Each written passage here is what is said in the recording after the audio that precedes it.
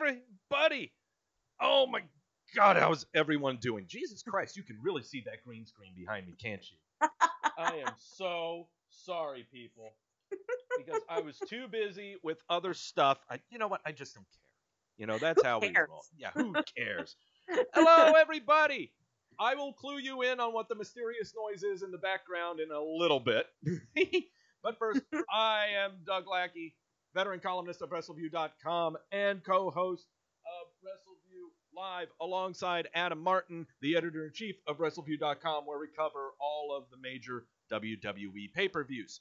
So, green screen shit aside, okay? Today is a special show, not just because I got a haircut and I shaved. Yes, Valentine's Day is tomorrow, and so you got to look your best for your lady, okay? So, Deanna, my girlfriend, I did this for her. Deanna, if you're listening, this is for you, okay? You can go ahead and cut off the stream right now, okay? But also, you got to make sure that you look pretty when you've got someone who's prettier than you on your show, okay? So, without further ado, making her debut on Wrestleview Weekly, alongside, you know her as the better half of the Tedescos who do the post-Raw recaps here on Wrestleview.com. When Mike is too busy tippity-tapping on the keyboards, she is laughing at him. It is Victoria Tedesco. Hey! There she is. There she is. Woo! How's it going, Victoria? It's a going. It has been a day. It has been a day. What kind of a day? What's been going on your neck? It is, well, I can't say too much just for confidentiality reasons, but it's been a day. Gotcha. Oh, Job's been a day. Oh, I bet. I was about to ask you too. You guys said you had a snow day yesterday. Yes, we did. Mm-hmm. I got to know, okay, I'm going to first say here in Charlotte, North Carolina, it was 54 degrees, sunny skies, little wind of about 12 miles an hour. That sounds glorious. Okay, so I am not going to tell you that I was a little chilly, but I am an asshole for saying that, because what was it like where you are? It started off, well, we thought it was going to be worse than what it actually was. Yeah. It started off like 8 o'clock in the morning, snowing, sticking, got really cold, and then the temperature dropped. Right. So then it got icy, and then it just started raining, but then the temperature went up, and then it went down. So it was just icy intermittently throughout the day. Yeah. But then by early this morning, it was fine. It was like as if nothing happened. Yeah. It was just it was crazy. It wasn't as cold as I thought it was going to be either. Oh, you just described the entire winter for North Carolina. There you go. That's what it is. I mean, it's cold, and then they have the scare of freezing rain and snow, but then it's the scare of ice more than snow than anything else. Mm-hmm. Yeah, and so absolutely. Everyone in the chat room, Mike, CJ, Quentin, Billy, Andrew, anyone else, if you know, it's called the hype train here. If you're not, if you haven't said who the hell you are in the chat room, say it right now, because I will probably forget. Do it right now. Do it right now. Let me see. First off, yes, this has been a long time coming. I've been wanting to have either one of you on the show. And you chose the better half, honestly. Yes. Right? Yeah. Well, yes, because number one, you're a better dresser than Mike is. I agree. Yeah. Definitely. Your hair is better. Number two, you provide a point of view that, holy shit, let's just go. Yeah, I'm going to be the typical fucking guy to say this. Yeah, you're a girl. It's a different opinion.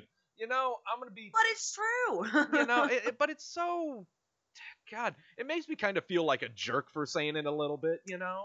Because I want to say, I want to bring a different opinion that might be different from mine. Not because you have different anatomy, but because you have different opinions, you know? But it's actually very true, particularly what happened with Monday Night Raw, that in my opinion may differ than like the good majority of people. Sure. So honestly, like, I get it. You know what I mean? It's not like out of the ordinary to say, oh, she has a different opinion because she's a female. Exactly. I think there really is something to say for that. Sure. And that kind of segues me into, I do have a couple of questions for you that I know only you could answer because, again, your anatomy is different than mine. Okay, so, but I mean, these are not the typical, yes, I know how bodies work. That's not what I'm going to be asking, okay? So, I just want to... everyone, we're not having the birds and the bees talk on here, okay? Just so you know. Okay. So this is a different podcast. So yeah, that's a different podcast altogether, okay? Different one altogether. I think that's something you have to pay like $10 a month for. Yeah, exactly. Okay. By the way, I'm going to switch over to my cam. Tonight's beverage is my Johnny Walker Gold Reserve. Ooh. Because I thought it's a special day, special times coming up today and tomorrow. Yes, and, for sure. And I just felt like I didn't feel like having beer today. Why not?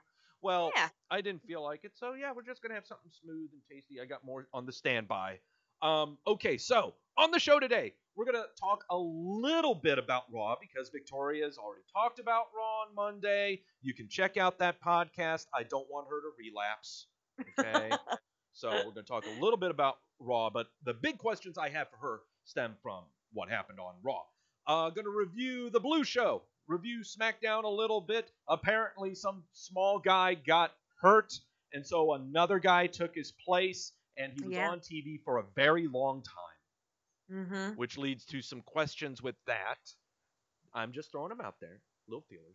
Lots of news to talk about, including the T-shirt company out of Jacksonville, AEW. Lots of stuff going on with them. Apparently, they did a rally in Las Vegas about the show they're doing in May. Stuff going on with them. Everyone's excited about them. Why? I don't know. Someone convince me. Lots of other things. Let me see. Going to update the milk carton. WWE milk carton. New additions. Yeah. New addition to the milk carton. Yes, I live for the milk carton. Live for it. Literally live for it. And there are some people that have not made it on there yet that you would expect to be on there now. But because of how time works, they aren't on there yet. And then finally, this is the big segment, the really important segment of the show, everybody. Victoria is on here with me because she will be making all of the predictions for Elimination Chamber.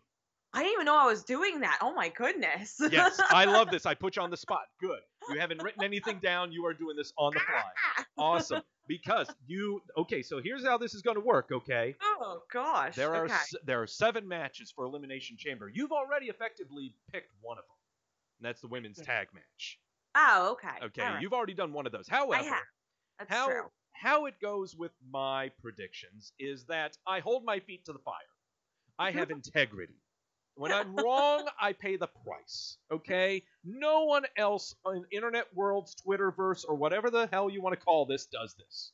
So, 7 matches for Elimination Chamber. You've already effectively picked 1. 4 of your picks are locked picks. You've already locked one of them, and that was the tag team match. Ooh. So, 4 locked picks. For each one that she gets wrong, I got to take a shot of the Luna Azul Blanco tequila. Oh God, I feel sorry. I actually designated specifically for your lock that you and Mike did. So, I have here 2 mini bottles of tequila that I got for Christmas. Because what do you get Doug for Christmas? You give him booze. You get him booze, right? Exactly.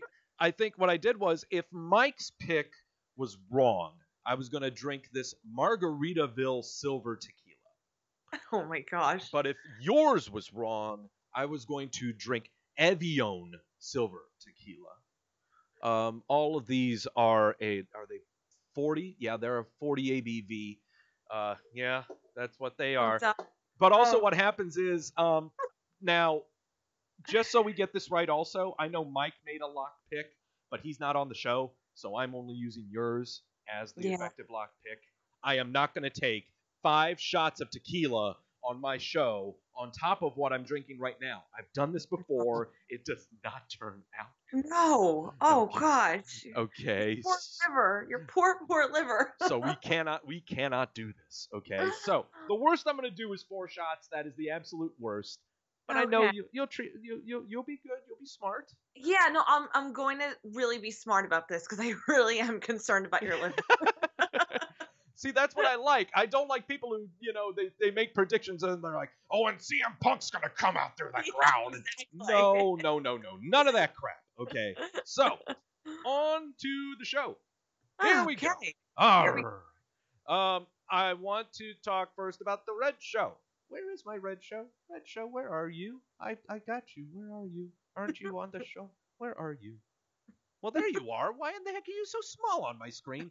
I will help everyone out with this. So on the Red Show, lots of stuff happened. I guess one thing to talk about is new tag team champs. Yeah. That kind of came out almost out of nowhere, to tell you the truth. I don't think anyone else was really expecting that. No, because they were kind of talking about there would be some sort of, I guess, match in the future, but then it never and then it was just kind of like, hey, here we go, we're gonna have a tag team title shit. Yeah. All right. And I guess what kind of struck me about it also was right when they had Revival win the tag titles here, of course, I'm sitting there going like, right. Oh, that's it, they're going to Jacksonville and they're gonna toss them in the trash like Medusa did. Right. I just don't get how everyone just gets so excited about this other federation and getting ideas about other people leaving, and then you watch the TV and I guess they aren't going anywhere. They're champs now.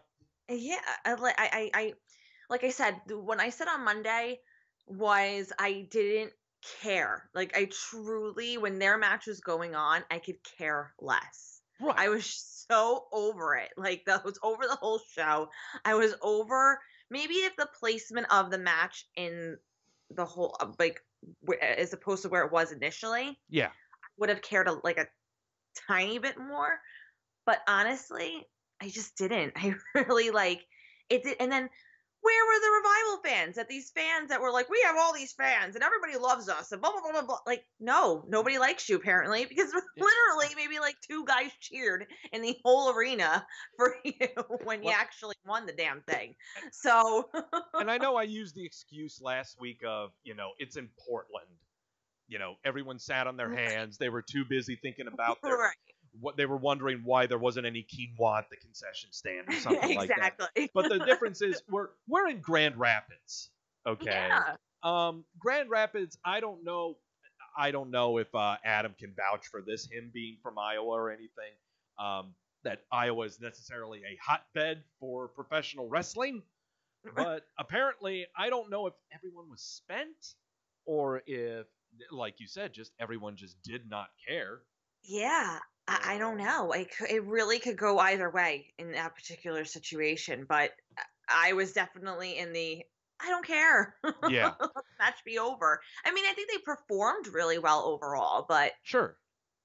I guess my other thing is when it comes to, I want to talk a little bit here, now that we're actually talking about Revival here, and we're talking a little bit about, Raw Tag Team Wrestling. It sucks, don't it? Oh, yes. Okay. I'm sorry, that was a very leading question. Yeah, no. Yeah, I was trying to give more thought to it, but I'm like, no, why? It's just, yes, it sucks. Oh, crap, I'm sorry. Jamel just said he lives in Grand Rapids. He does dig wrestling. I'm sorry, Jamel. Jamel, you're awesome. Yeah, I'm sorry. I didn't know. I'm sorry. Jamel, you're awesome, okay? Yes. Okay, but the big reason I wanted to talk about Raw is, of course, the ending segment of the show, where, Becky Lynch does her, Triple H and Steph walk out of the ring, and they go, okay, match is on. And, Becky's going, seriously? And they're like, yeah, dude, match is on. See you at WrestleMania. She gets on the stick. She says how no one's going to stand in her way for WrestleMania. And then out comes Vince McMahon, where immediately when I saw Vince McMahon.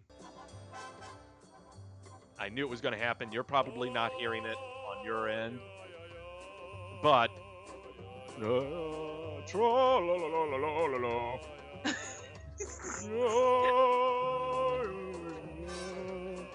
seriously, it was so troll, just fantastic, you know.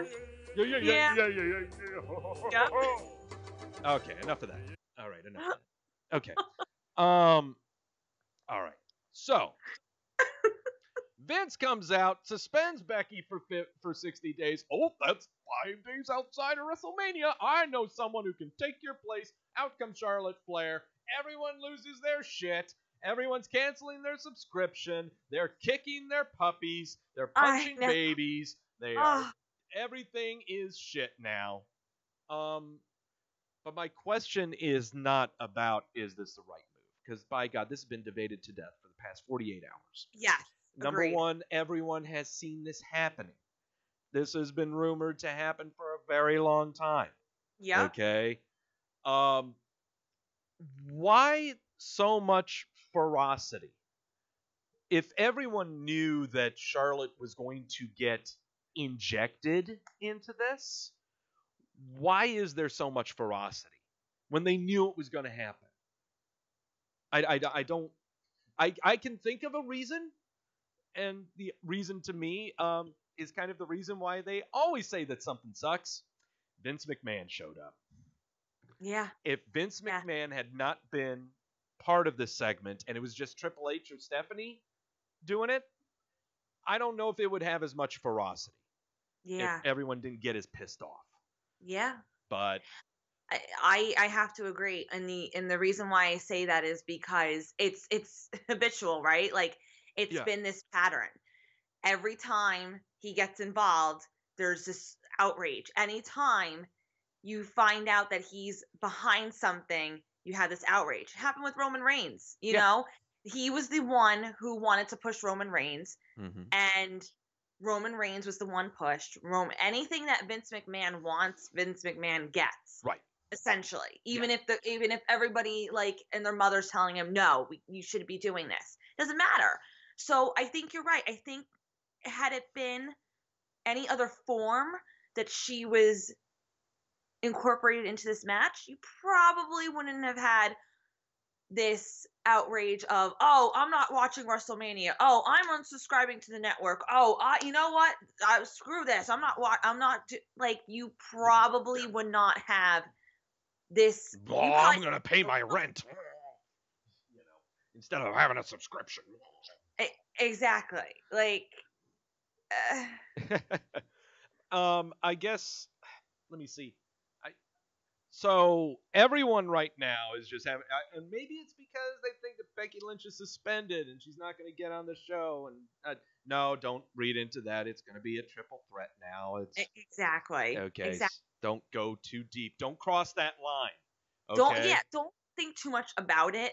Right. Like, save yourself the trouble of looking at this as a very in-depth situation. It's not. No. She's going to be involved. And that may be the other reason why people were like, oh, it's just going to be Charlotte. Like, you really think it's just going to be Charlotte? Seriously? No. Come on. Like, but the other argument too that's been coming up about this whole Charlotte, Becky Lynch, McMahon scenario or situation or whatever the heck kind of word you want to use to describe it. So many people have been comparing Becky Lynch to Stone Cold Steve Austin. Mm-hmm. And it seems to have gotten to a fevered pitch or even more solidified with this happening on Monday night. Right. And I guess my thing is, and we'll talk about this also, Sports Illustrated is shitting over this decision because they're reading too in-depth into it like other people. My thing is, when it comes to the whole Stone Cold comparison, I don't see it. I don't know. Maybe it's my definition of Stone Cold is different than others. Maybe their definition of Becky Lynch is different than others. I don't know. But what I know is the Stone Cold character. What is the Stone Cold character? Not just, we know it's Steve Austin and he stuns people. No. What is the character? Mm-hmm. The character of Stone Cold Steve Austin, and number one thing that everyone will tell you is that, he just does whatever the hell he wants and he doesn't care. No, that's not it. The Stone Cold character was brought about because shit wasn't going his way. Right. Okay? He didn't like the shit that was going on, and it just wasn't going his way. And that's why he would beat the crap out of the Hart family. That's why he beat the crap out of Jake the Snake. He beat the crap out of everybody just because they shouldn't be there. I should be there. I don't like any of this crap that's going on. It's not that he did whatever the hell he wanted. He did it because he just didn't like any of it. Okay? There's a difference between, doing what the fuck you want and doing something because you just don't like what's happening right now. Becky Lynch is not that. No, she's not. Yeah. I agree. She's not. Yeah. Becky Lynch is, I have worked too hard for this spot, and I'm not going to let things keep me from getting to this goal that I want to achieve. Mm-hmm. Okay? Just like how the match with Ronda Rousey, and she got punched in the face, and so she set different goals. I'm going to get back Nia Jax. I'm going to go get back at Ronda Rousey, and how do I do this? Oh, Charlotte keeps getting in my fucking way. Right. Okay? And so here we are with the trolling segment of Vince McMahon bringing out Charlotte and suspending Becky. It brings the entire character of Becky Lynch to full circle. Yeah. Of how every obstacle is being put in her way by forces that she has no control over, and it's up to her to find ways through them. Thank you. Okay. Exactly. It is not I get to do whatever the hell I want, because she sure as hell ain't doing whatever the hell she wants. You hit the nail on the head, though. That's exactly what's happening right now. It's like, yes, Stephanie and Triple H, yes, they're in charge, but it's always going to be Vince McMahon, and Vince McMahon is the one is the final obstacle that she has to face in order to get exactly what she wants for WrestleMania. And it's not just going to be handed to her, because okay, she apologized, she this and that. No, you're going to have to do something with Vince McMahon, especially since why even bring back everybody in the Authority? Why bring back Vince and Triple H and Shane and Stephanie all together to merge forces for them just to not utilize Vince in the main event of WrestleMania? Right. It makes sense for this full circle of the Becky Lynch character. Does this ensure her a win at WrestleMania? Who knows? Right. Okay. But it all also goes to, and with everyone arguing about Charlotte being in this match, all right, now let's look at this from a very pragmatic sense. Okay, we've looked at the storyline end of why it's justified. From a pragmatic sense, we need heavy-duty protection in this match, okay? If we, one-on-one Ronda Rousey, Becky Lynch does sound fantastic. Don't get me wrong, okay? Of course. There will be ramifications from it, though, when it's over. Okay? The number one example, just keep it floating in your mind. There's a new TV deal coming up in October. Yeah. SmackDown's going to Fox. And Ronda Rousey has been your main eventer for both shows. She has been on the most main events for the past calendar year. It's been her. So if you're going to have her go down clean to Becky Lynch, right? I don't know about that. And on top of that, the other way, you're going to have Becky Lynch, the character that you have seriously been building since SummerSlam. Oh, even a month and a half prior to that. This is a 9-month build of a character. And you're going to have her lose clean at the final goal that she's come to? Oh my God. All these logical statements being made right now. I'm so mind blown. So I'm sorry. So that's why Charlotte's put into it. I'm sorry that you can't jerk off at WrestleMania, guys. I'm sorry. I'm sorry. Okay?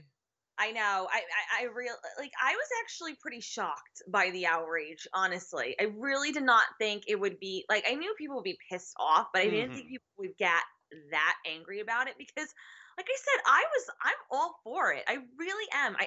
I'm going to say it again from the podcast on Monday. I'm about like this empowerment movement too, like giving these women this opportunity. Why not have another individual to showcase like anybody okay, fine, you're not Charlotte's fan. You can't deny that she's a great wrestler. I'm Right. sorry. She Yeah. is fantastic. So why are we just going to like push it aside and be like, "Oh, she deserves the credit too." Oh yeah. Sorry, she does. She didn't just come in with the name of the Flair legacy Mm-hmm. and, she worked for it and she really is showcasing her skills and she's such a phenomenal heel. I mean, like Ronda being the true heel in this match, I don't think would have worked either No. because there are still a great deal of people who are really rooting for her as well. Mm-hmm. Oh Even yeah. though Becky Lynch has more of that following right now, but it's just that little again, and that little obstacle that these two women have to overcome. She's another like monkey in the wrench here that they have to like it's to me I don't get why anybody's doubting that she would be in it. Right. And what I like too is so you've got Wanda Rousey, Becky Lynch. Wanda Rousey. Wanda Rousey, Becky Lynch, and Charlotte. You got to realize too that there are different groups of fans that root for all three of these performers. Yep. Okay, the kids love Rousey. The 100%. kids love Rousey. Okay, Mm-hmm. you are not going to find a 7-year-old that's going to be cheering for Becky Lynch. No, Becky you're not. Lynch has courted the 20-something-year-old white male cadaverous skin demographic. Yep. Okay, Yep. Charlotte. Oh, she's just there to get those 20-year-olds even more pissed off. Yes, exactly. Ronda Rousey is there because the kids are coming, and the kids got parents, and the parents got wallets. Yeah, exactly. Ronda can't be a true heel. She can't. No. She just can't. No. It's not possible. She's got too much of a following and she's too mainstream to even be doing that. So that's right. So sorry. Sorry, angry fans. Yeah, sorry. Jamel saying Charlotte has been the face of this division since the whole women's revolution began. She deserves to be included in the main event. Stop being so damn salty. Amen, yeah. Jamel. CJ, Ronda equals Cena. Maybe. Close enough. I mean, like I said, as far as the popularity, yeah, definitely. Yes. You know who Ronda Rousey is. You know who John Cena is. You don't have to watch anything to do with wrestling, or you have just to know who these people are. Exactly. Yeah, it's just got to be the brand recognition and the name recognition. Yeah, is all it's got to be. Yeah. So, I guess, is this the final match of WrestleMania? Yes. Okay. I think so. Yeah. I'm kind of in the same boat. Yeah, because you know what? It's going along with this evolution, and it really is the one that everyone's talking about the most. It's the one that is. And you know what's great about it? I think it's finally a main event that everybody wants to see. Yes. Because frankly, let me see. I'm not wanting to discount last year's WrestleMania with Charlotte versus Asuka.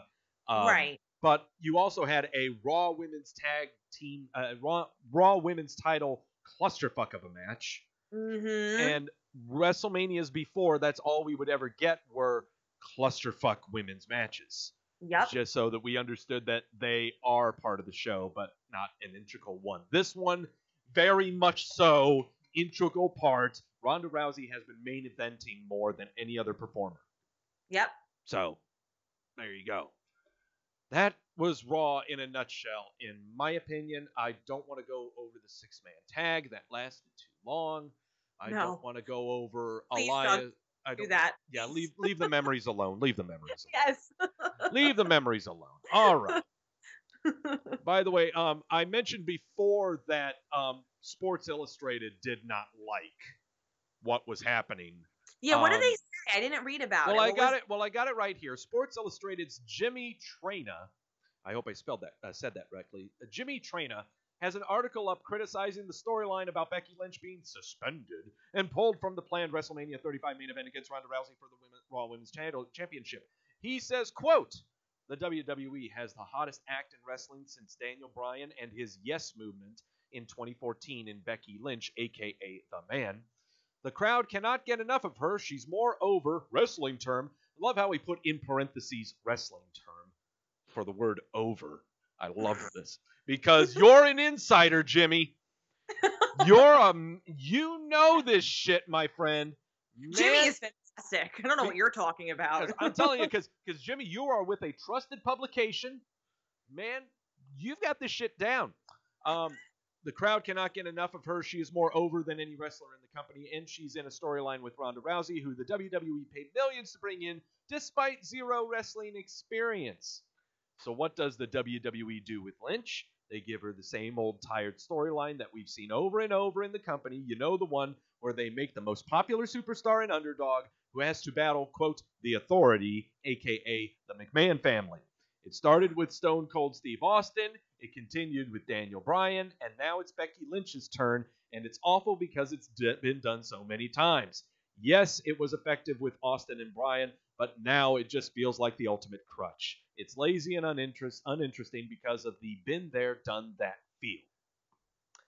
Yeah. I gotta applaud you, by the way. That was a great, a good read. Oh, thank you.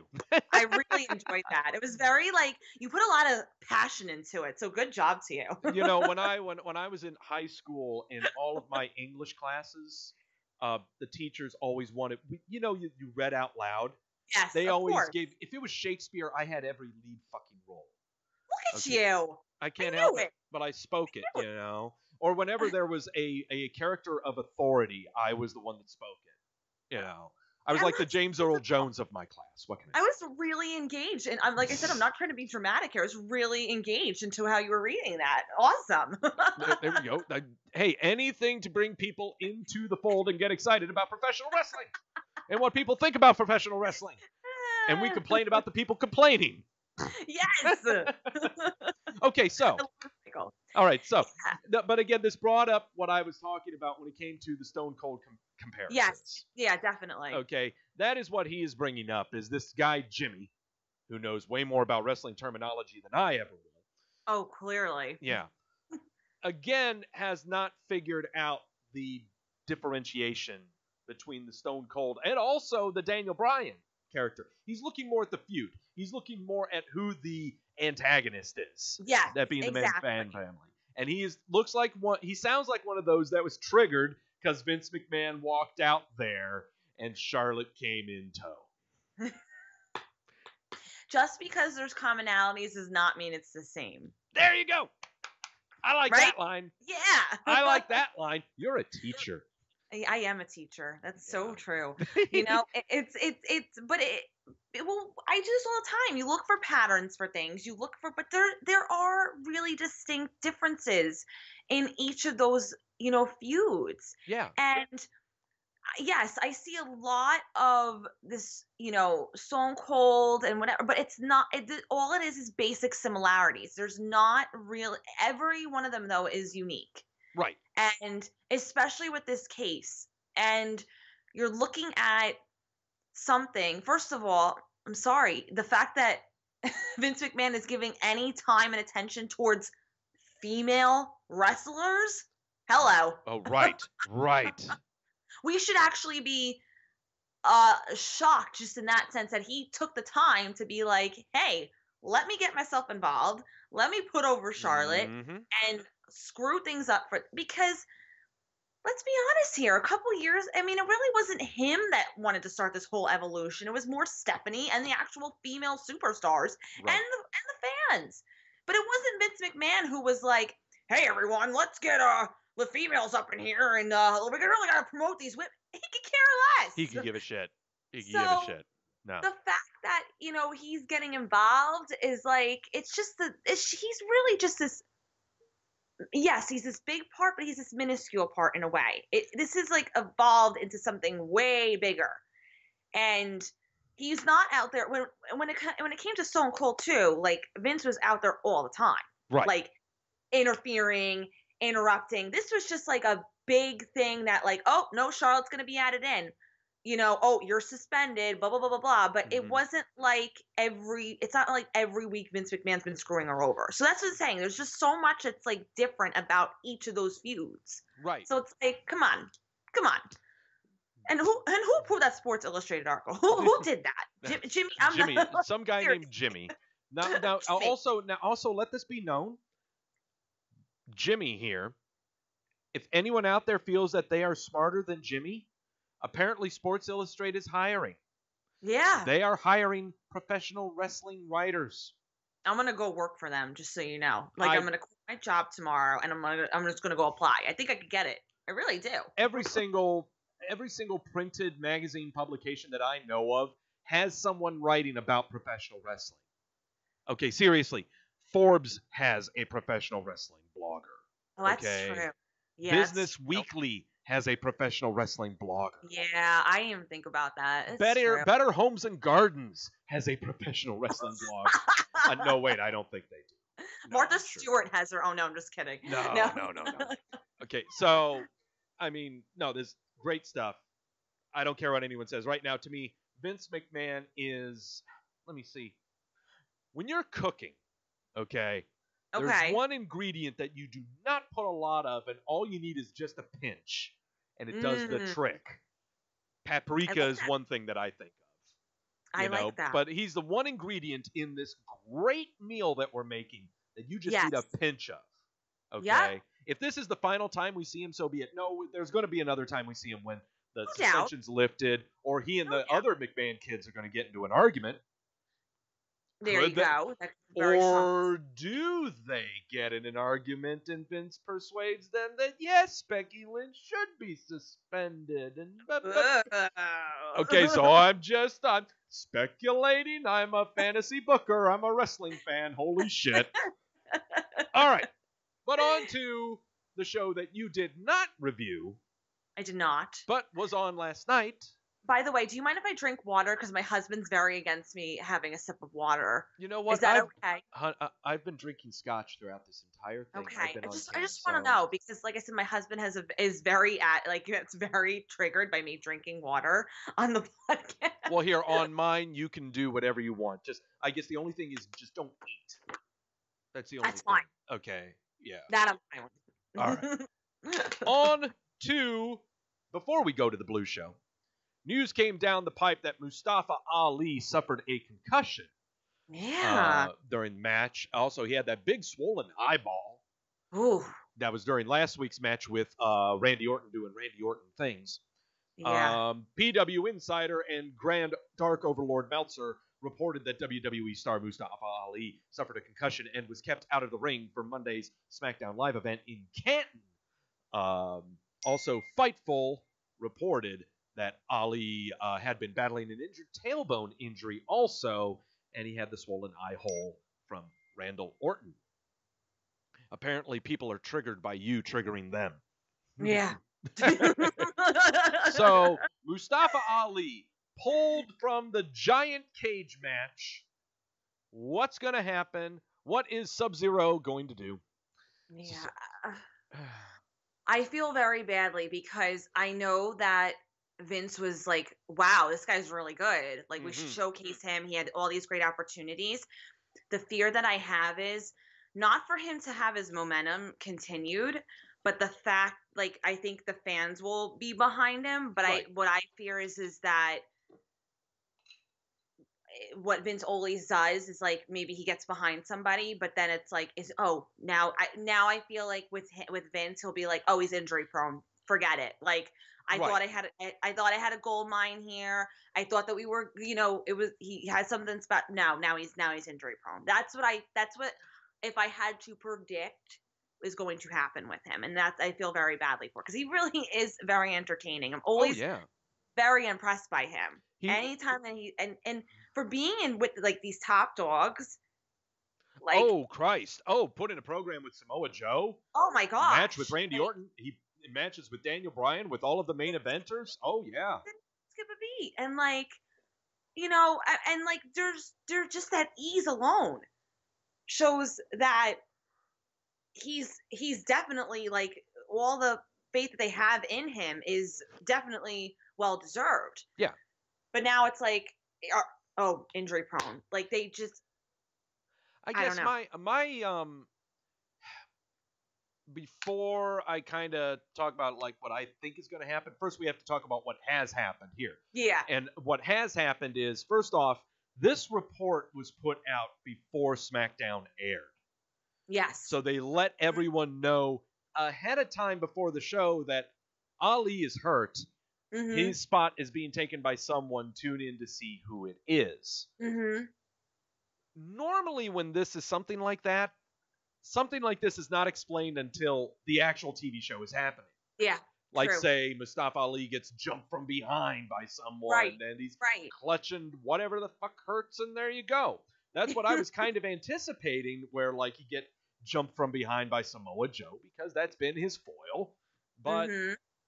WWE decided to get ahead of the injury story and try to use the open spot in Elimination Chamber as the selling point. Not the gauntlet match that they initially sold. But Right. now they have sold who's going to be the mystery person. Mm-hmm. Which then that leads me to believe in that, just like what you're saying, it's not that they don't have enough faith in Ali that he's injury prone. There's something they believe that is missing. Okay, there's something missing about him as, I don't know what it could be. I don't know. I think his promos are fine. I think he's fine on the stick. Right. I think his matches are fine. Mm-hmm. I don't know. They see something that we don't. Okay, and so we can't take into account that they are a bad judge of judging a talent or anything like that. It's just they see something, okay, that we don't see. Right. Okay, and it's not for us to try to judge or anything like that. It's they never get ahead of stories like this. They never really do this. Okay, and this has happened before. Okay, where performers get injured, the go home episode to a pay-per-view. It has happened. Okay? Mm-hmm. Ask Bobby Lashley, ask John Cena, go down the line. Okay? They've been injured on a go home. Mm-hmm. So something like this, I see Ali, first off, it's only going to be 2 weeks. I see him coming back. It's not a problem. Concussion related, not a problem.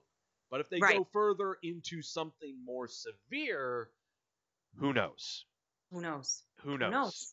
So, I guess that's my only thing was if they had enough faith in him, and he was a very integral part of the show, they would have had something happen on the show, like Samoa Joe taking him out, Randy Orton taking him out, no, someone I see else what you're saying. Okay. I didn't even, to be honest with you, I didn't even think of that type of thing happening. I really just kind of thought that they were getting ahead of the curve, but hell, Mike bringing up Becky Lynch. Yeah, injured on the go home.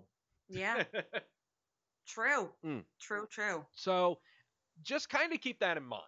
Okay. Yeah. It'll be interesting next week if he's still not cleared, if they show like, and now we'd like to show you a video package of Mustafa Ali in his really cool Sub-Zero outfit doing flips off the top rope. As long as they do a segment of him next week where they remind you. Yeah. So, on to the Blue Show. Blue Show. If it'll load up. There we go. Brought to you by the fabulous Roy Nemmer. That's Paul's brother. Blame him if you didn't like this review. I love SmackDown. I really do. Seriously. Okay, I'm going to leave the graphic up here right now because this needs to be said. All right? SmackDown is the better show. Period. Okay. I love it. I really I envy, honestly. Like, I envy Roy for what. I envy Roy because he just gets a nice show to recap, and it doesn't feel like I want to jump out the window. It doesn't feel like I'm ready to gouge my eyes out. You know, it's just easily the more entertaining, the more concise, the more everything. I just speaking of which, Jamel, his sources just told us that Roy is leaving Wrestleview and he's heading to PW Torch. So, my God. Yeah, everyone's leaving. Everyone's going. Okay. Everyone's leaving. Yeah. I'm leaving now. No, I'm just kidding. So Charlotte Flair comes out trolling everyone as only a troll can do. Love her. Yes. Roy confirming that is a full heel turn by Charlotte. Roy, you are a smart cookie. Yes. Smart. Yeah, bless your heart. Bless your heart. New Day are backstage discussing about who's going to replace Ali, because apparently it's going to be one of these guys. Okay. We have now, just like last week on SmackDown, we have the same match this week, just like how they had on Raw, where we have the 3 women's tag teams going at it in a triple threat match, and apparently whoever loses this match will be starting the match against Sasha Banks and Bayley. Mm-hmm. There wasn't I don't think there was as much stupidity in this match. There weren't as many blind tags. There definitely was not. Nope. Yeah. Nope. It was a lot more fluid. It was a lot more concise. Yeah. Overall, you know who really impressed me? Yeah. Mandy Rose. Yes. Mandy, right? Yes. Right? Like, she just, I don't know. There's something about her. Like, not great promo work, but like her in-ring ability is been a lot better. Oh yes. And she just, like, she's such a good heel. She really is, and she did it very well in this match too. But like, I enjoyed, and not just because I hate Sasha and Bayley, but I really enjoyed this match more than I did the Raw. I just, even though like their tag teams. Like, well, I mean, is it just because maybe? Let me see. This match was a lot easier to stomach than the Raw match. That's for sure. Yes, but is it? But is it really? Could it be more because like the 3 teams that were in the SmackDown match were almost all evenly matched? Yes, I think that's it. I really think that's it. Actually, that makes yeah. They're all the same, and I'm not saying this because Nia and Tamina, you're body shaming. No, I'm saying. They're all the same size, the same height. Like, no one looks overpowering. Yes. No one looks dominant. Mm-hmm. And also no one is blind tagging to get into a match to potentially lose. Yes. I don't get it. I don't get it. That was just so. But like I said, if it had to happen to anybody on Raw, I was so happy it was Bayley and Sasha looking like complete fools. Same here. Nothing gave me greater joy. But yeah, I think you're right. I think it was because it seemed like an even matchup. There was nobody that you could 100% say, oh, is going to lose, is going to win. Right. And what I like is they're giving all 3 of them also equal camera time is the other thing, too. They gave them all their little camera spot to sit down in the backlit room and say why this is important to them.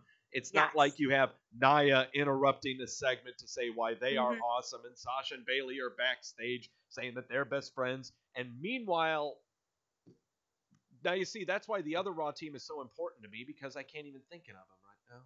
Riot Squad. Oh, I'm sorry. God, yeah. I'm sorry. And the Riot Squad, who they don't get any mic time because they're always in the ring. Okay? So everyone is given equal amount of time on SmackDown, and everyone looks just as there's so much parity. Yeah. Which is why probably none of those teams will win the tag titles. No, sadly enough. I'm sorry. Naomi and Carmella won. Sonya Deville and Mandy Rose lost this match. That means they will be starting out the women's tag team elimination chamber kind of thingy against Sasha and Bayley. Yes. All right. McMiz TV with the Usos. When I heard that this was McMiz TV, I was wondering, like, could I get that supersized? And I'm going to need some extra dipping sauce for this one. Okay. So, McMiz TV and the Usos. Okay. All 4 of these guys are fantastic on the mic. Okay. This is fun stuff. The Usos with their late 90s gangsta rap video making me feel blacker than I should be. Really, the Usos inspire me. They inspire me to, I don't know, watch BET or something. I don't know. No. But this whole segment, though, was about, the Miz trying to convince first the Usos trying to convince Shane and Miz that they are not a real tag team, that they haven't been together for so long, and that they haven't traveled together and roomed together and bathed together. Awkward silence. And then Shane kind of coming back with the Usos going, hey, all that really matters is what's in my hand. And so you just had them staring at each other. The Miz trying to say something again, and the Usos slap the mic out of his hand, and the Usos kick them both in the face and walk off saying, ha ha. Okay. Big question. Okay. Well, actually, we'll leave the question for the predictions. Oh. Yeah, we'll leave the question for the predictions. Okay. Gotcha. Leave the question for the predictions, because there's a lot of questions coming up with the predictions.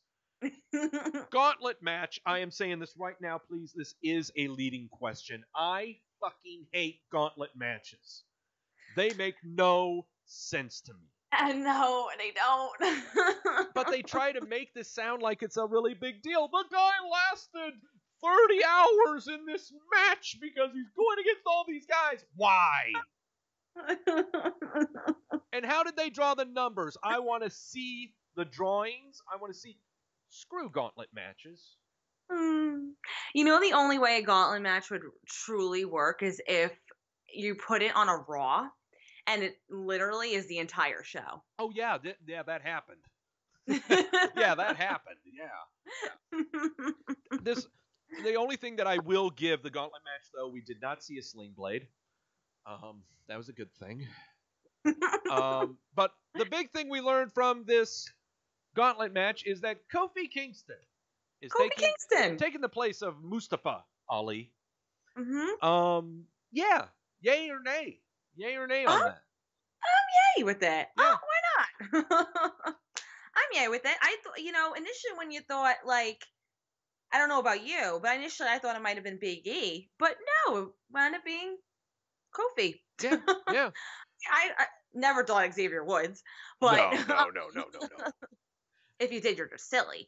Yeah. But what did you think? Did you think it was going to be Kofi, or did you think it was going to be Big E? I'm be honest. When they first said it was going to be a member of the New Day, I was thinking Kofi.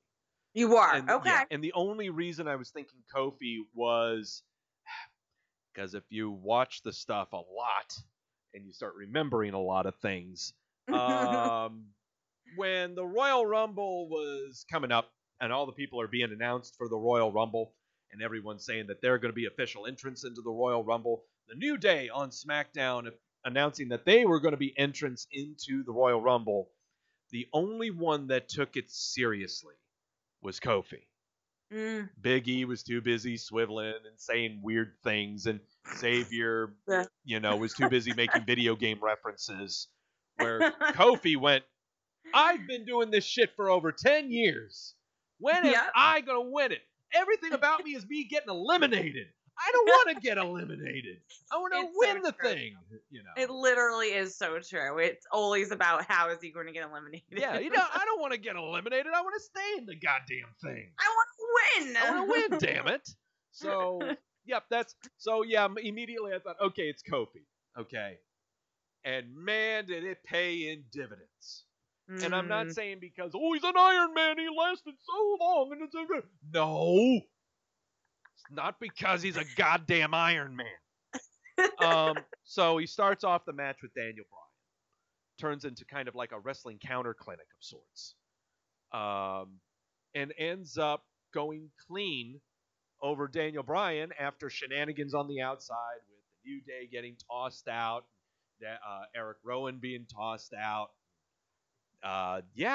He goes clean on Daniel Bryan. Yeah. Boy, howdy. Daniel Bryan. Okay. So now here comes Jeff Hardy. Come on. Now, if you pin Daniel Bryan, you can sure as hell pin Jeff Hardy. Yep. In theory, right? Yeah. Sure does. So he pins Jeff Hardy. And then suddenly it was bum, bum, bum, bum, bum. Out comes Samoa Joe with his tuba. And suddenly he counters out of the sleeper hold. Oh, I'm sorry, Coquina Clutch. Yeah, sorry. I can. Sorry. I know a sleeper hold when I see one. Let's troll Doug, okay, everyone? Counters out of the coquina clutch, pinning Samoa Joe. Samoa Joe, not so happy, beats the crap out of him, and out comes AJ Styles, who fends off Samoa Joe, making the save, even though he's not really making the save because he's going to be going against Kofi next. This is what leads me up to why it was great having Kofi be the replacement and showing this building of his character. AJ Styles is slowly getting in the ring. He's going over to Kofi. He's gasping for air in the corners. And, AJ's like, you don't have to do this. You don't have to do this. It's okay. And Kofi just pushing him back. Damn it. No, let's go. And he starts slapping him. I've been in here for 11 years. Let's go. It's my turn. And then, sure enough, AJ pops back at him and beats the crap out of him in the corner. But it's that moment right there that, yes, we now have a full circle on why Kofi Kingston is in this match, why he's an integral part, and how things might be changing a little bit here, but we won't know really until after the pay-per-view. So I shouldn't really count chickens before they are hatched. That's just me. Kofi good for match? Yay. Yay. Yay. Will he be the first one eliminated in the Elimination Chamber? Yes. Kofi, good. Yay. He is the first one to get eliminated. They have a nice little match. AJ Styles eliminates Kofi Kingston with the, the calf crusher. Makes him tap out. As AJ is watching all the rest of New Day cart Kofi out of the ring. RKO out of nowhere from Randy Orton. He wins the gauntlet match. Good for him. Strategy pays off. You just have to be the last fucker in the ring. That's all it takes. Thus, the gauntlet match has been explained. And apparently, he will be the last one to go out of his glass cocoon. He will emerge. The cocoon. He will emerge from the glass crucifix. Yes, I think that's the word I was looking for. Yeah. So, oh, by the way, I forgot to check. We need to see these updated Raw results polls and the SmackDown. 69% still did not like Raw. Oh. 69. And SmackDown. Okay. The poll is still open here for thumbs up or thumbs down. You know what? I'm going to be nice and no, it had a gauntlet match. Thumbs down. Let's see. Oh, come on, dog. Really? Yes, really. Yes, really. Oh, as if my one vote out of so many, it doesn't really matter. Out of 126 votes cast, 80% thumbs up. Yeah, I'm not surprised. I am not surprised at all, honestly. Neither am I, because SmackDown is the far better show, and also far less people watch SmackDown, thus giving a higher ratio for the positive rating. It's true. No, it is true. It's true. It is true. All right. So, you've had your fill of TV. It's time to talk some news.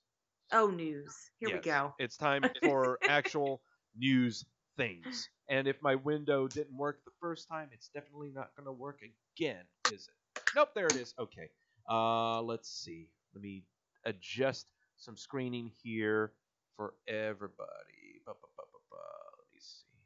I think people still see where I might be leading with this here. Oh, excuse me. Don't mind me. Don't mind me. There we go. Just going to bring this up. Just sad news to start off with. Wrestleview lost a great friend and a great writer earlier this week. The passing of Chad Dixon. Succumbed to cancer.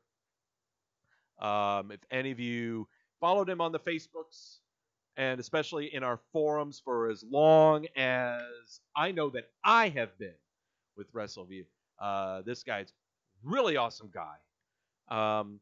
Sports writer for, trying to look over here, you have to pardon me here, because I'm trying to make sure I get all the stuff right with him. I don't want to screw up. He was a sports contributor for WRBL Sports out of Columbus, Georgia. He also wrote for The Citizen of East Alabama. Big, humongous Alabama fan. I would make fun of him constantly, and he would always let me have it because my team never won as many national titles as his did. But, hey, he will be missed. He was an awesome guy. Yeah. So But sad. It really is sad. Like, he was really young, right? yes. Very very young guy. And Uh, he had been battling cancer for well over a year. wow. At first, we thought it was in remission. But also, go on our page to check out the features that he's written for us, guys. The rise of AJ Styles when he debuted in WWE. Looking back at CM Punk's pipe bomb promo.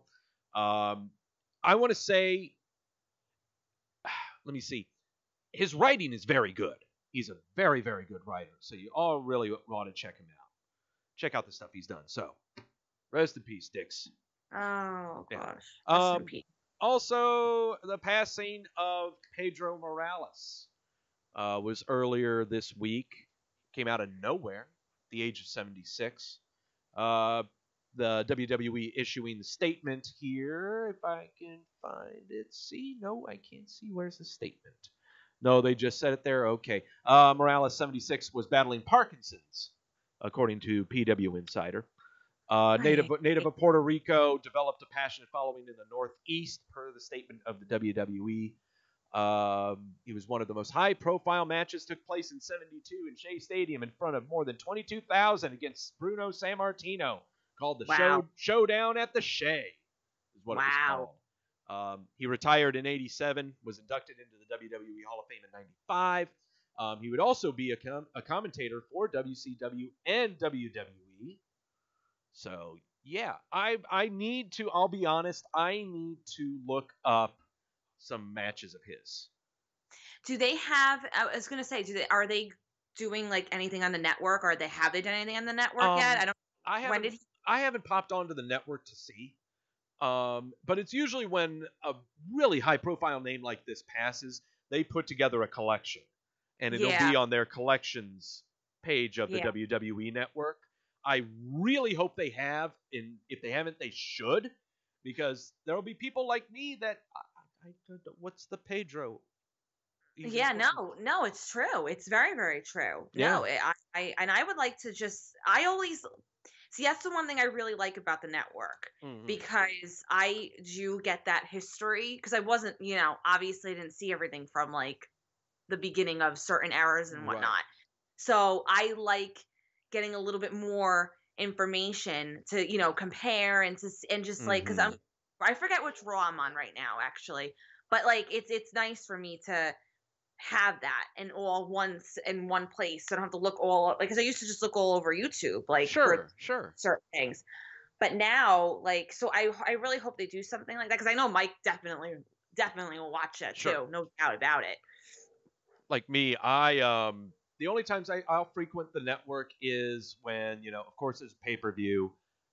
Whenever there's an NXT TakeOver show coming up, I've got to binge all of NXT to get caught up on what the hell's been going on. Yeah, caught up on the paper. Yep, we do the same thing. And I'll be honest, when I'm bored, I throw on some old primetime wrestling. That's what Mike will do too. Mike does the same thing. It's so funny. because it's the stuff that I was really, really young watching. Yeah, right, exactly. So I just do that. But now, on to more, let's talk money stuff about the WWE, because WWE, money. It's all about the money. WWE announced a new television deal to air Raw and SmackDown in Greece. That's right, WWE and the SKIAI group announced Monday a new agreement to broadcast Raw and SmackDown in Greece every week, starting on the first Saturday of March. I could go over the press release, but it's going to have a lot of words that you really don't care about. So it's just another country that the WWE is going to be in that AEW is not going to be in. Thus, Cheeto Munchers, shut up. Oh, speaking of other places that AEW is not, the WWE studios partnered with Netflix for some original films, and a first movie will be filming this summer. This is according to the intrepid reporter that gets so much shit wrong, Mike Johnson, from PW Insider. But according to the report, John Cena is referenced in the film and has a cameo role late in the current version of a script of some kind of film. They're family-friendly films that are going to be airing. We don't know what they are or what they're called, but apparently Mike Johnson has got the inside scoop on this shit. But as everyone knows, and I pick up my glass, my sources are better than his. Definitely. Yes. In addition, the current version of the screenplay also features small roles for The Miz and Bray Wyatt and references to the NXT brand. Mike Johnson, go huff another bag of Cheeto dust. Stop it. Seriously. You're drunk, Mike Johnson. Go home, Mike. You're drunk. You're drunk. But also, WWE is very clean and sober because they trademarked the Then, Now, and Forever moniker after they saw CBS do something similar with an ad. Of course, PW Insider is reporting this, so take this with a grain of salt and put it all over your French fries. WWE filed the trademark on February the 4th for the phrase Then, Now, and Forever, which was similar to the ad CBS aired during Super Bowl weekend, where they said then, now, and always. Oh. WWE has been using this phrase on programming since 2012. So, there you go. Let's see what else on the news front. Bring it up right now. Oh, can I just say real quick? Yes. Because I have not, only with a section of a couple things with the news. Yes. I'm like listening to this right now because I'm like, oh wow, this is very informative. I did not know any of this was going on. Well, no problem. I mean, I'll be honest. One of the things that when I went to college, I wanted to go into radio. Is what I wanted to go, because again, everyone told me I had a voice and a face for radio. But the one thing is, I've tried. I have auditioned to be a book reader. I've auditioned to be news readers, stuff like that. And so I'll be honest, one of the things I do like about the show is doing this part right here. Yeah, it's very informative. I like it. Especially for everyone who is also listening but not watching on YouTube, they like this part also. Not a lot of people watch it on the YouTube. They're more listening to it. This was really interesting. This was an interesting story here. WWE star Ty Dillinger revealed on the Twitter back on the 9th. So we're looking at, I think it was last Saturday, I think. Yeah, last Saturday. Yep. Revealed on Twitter, he was responding to a fan's question, that he recently tried and was unsuccessful in returning to the NXT roster.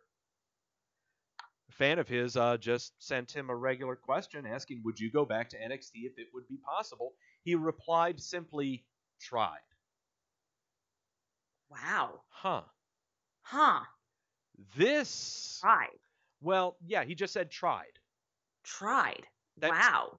So, okay, now first hold on. Are workers working? Just hold on. Are workers working? Okay, let's assume yes, they are. Because if a fan would be asking this question, then he's got to be an NXT fan. Since the fan's tag, his screen name is Broken Balor, I am going to sell to you. Okay? I will sell to you right now, Mr. Broken Balor. So, sorry. Yeah, I know. It's interesting to think about, though. It is interesting to think about. And it's I'm a little angry now because my class tweeted to Ty Dillinger because we were doing like a 10-10-10 lesson, and he never responded. So that, you know what? Screw you, Ty Dillinger. Jeez. Yeah, Ronnie Arneal, you can go just jump off a cliff or something. Okay, come on. Like, you don't respond to 8-year-olds, but you respond to, so now I definitely believe it's workers working, because how do you not respond to 8-year-olds, but you respond to Broken Balor asking if you come back to NXT? Jesus. And apparently I'm looking at his actual his Twitter handle is UndeadX90, meaning that he was born in 1990. Which means he's probably 29 years old. So, yeah, Ronnie Arneal of Perfect 10 namehood will respond to near 30-year-olds and sell to them rather than make 8-year-olds happy. Yeah. Oh, gosh. Oh. Yeah, you know what? Why would he randomly respond to a random account? And it was at 9:40 a.m. on a Saturday. Yeah, I mean... Is he just waking up? You know, I don't know. No, now I'm like really trying to put like thought into this. If it's really Yeah, don't. This is now the problem with this is the news. We aren't even This is talking the about the pro wrestling shows, okay? I know, but like, but this has me a little befuddled. It really does. Well, sure. Is he? What a jerk. Yeah, what a jerk. Yeah, what a jerk. Okay. All right, away from that. Matches are being advertised locally in Cleveland for the Fastlane pay-per-view that's coming up next month on March the 10th. I got a DM about this last week after my show. The matches that are being advertised right now are Daniel Bryan versus Samoa Joe versus AJ Styles in a triple threat for the WWE title. Bobby Lashley versus Finn Balor for the Intercontinental title. And a grudge match of Becky Lynch versus Charlotte Flair. Hey-oh. Yeah. Cards are subject to change. All right, on to the next item. Seriously, okay, everyone does this. This happens all the time, okay? Whenever a card, people happen to live in the area where the next show is, hey, look at all the matches that are coming up. They've been spoiled. Card is subject to change. So, it's always subject to change. Yeah, so stop it. I had a guy DM me. It was like, oh, so can it be fair to say that, you know, that Charlotte Flair is going to be in the triple threat match? And this was before everything that happened on Monday Night Raw this week. He basically said, so does that mean Charlotte Flair is in the main event? And I said, no, what this means is that cards are subject to change. Okay, stop it. It's the equivalent to no comment. That's it. Like, cards subject to change. Pretty much. Okay, here's one of the topics I really, really want to talk with you about. It's come up on the news. Everyone's talking about this shit. It's popular in the indies. I don't know why. I think it's because people identify with others. But here we go. Apparently, there was supposed to be a match advertised for Dean Ambrose versus Nia Jax. But it did not happen. Mm-hmm. We previously reported that the WWE recently advertised an intergender special attraction match in Jonesboro, Arkansas for February the 22nd involving Dean Ambrose and Nia Jax. According to a report by John Pollock of Post Wrestling, a person from the WWE reached out to Post Wrestling on Friday stating that the ad was outdated. The match would not be happening.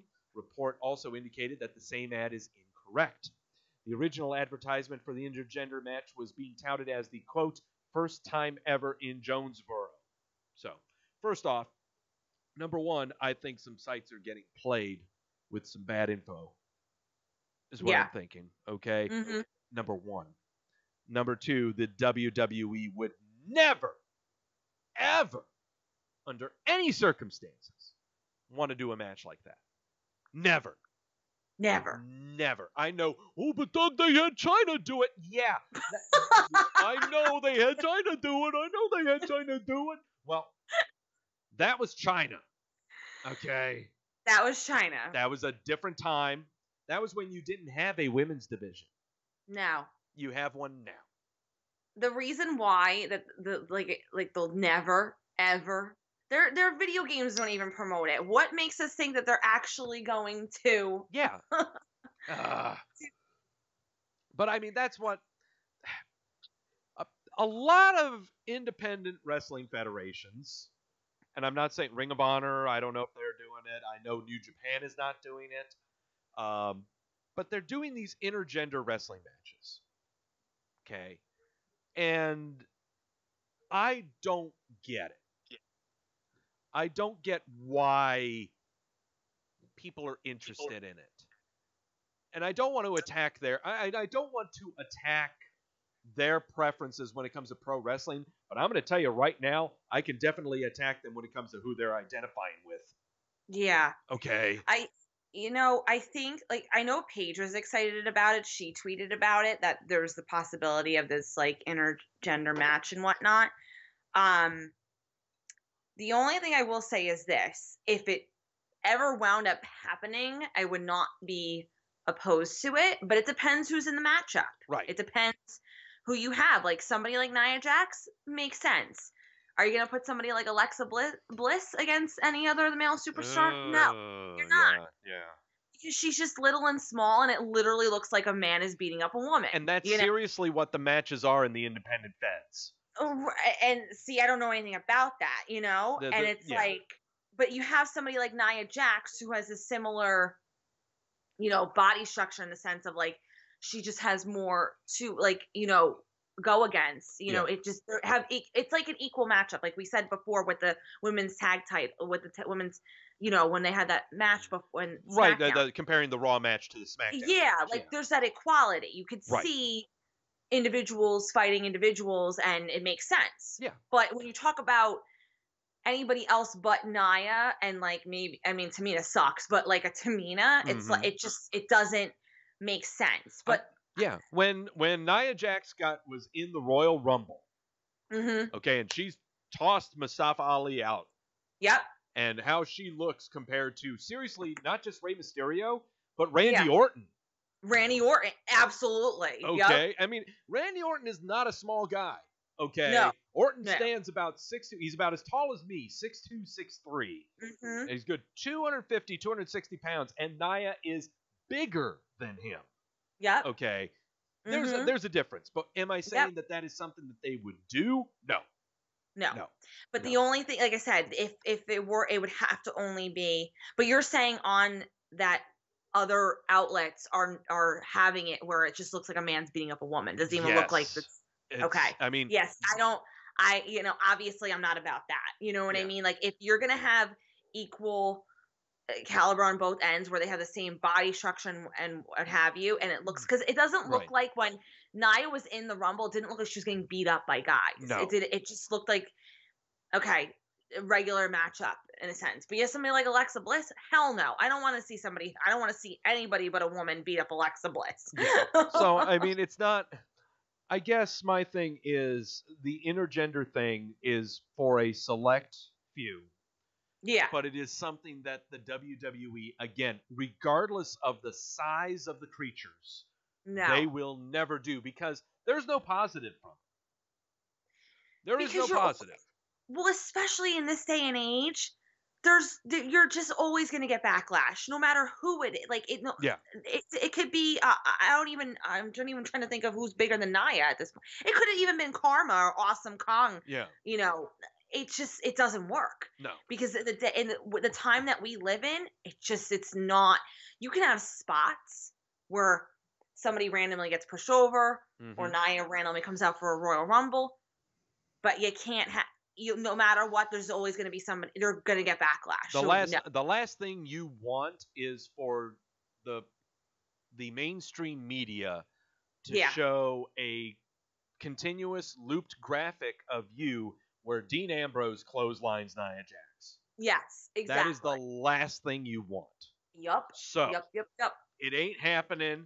You guys that are identifying with people in these matches and are saying that the WWE needs this, I am being very honest about this.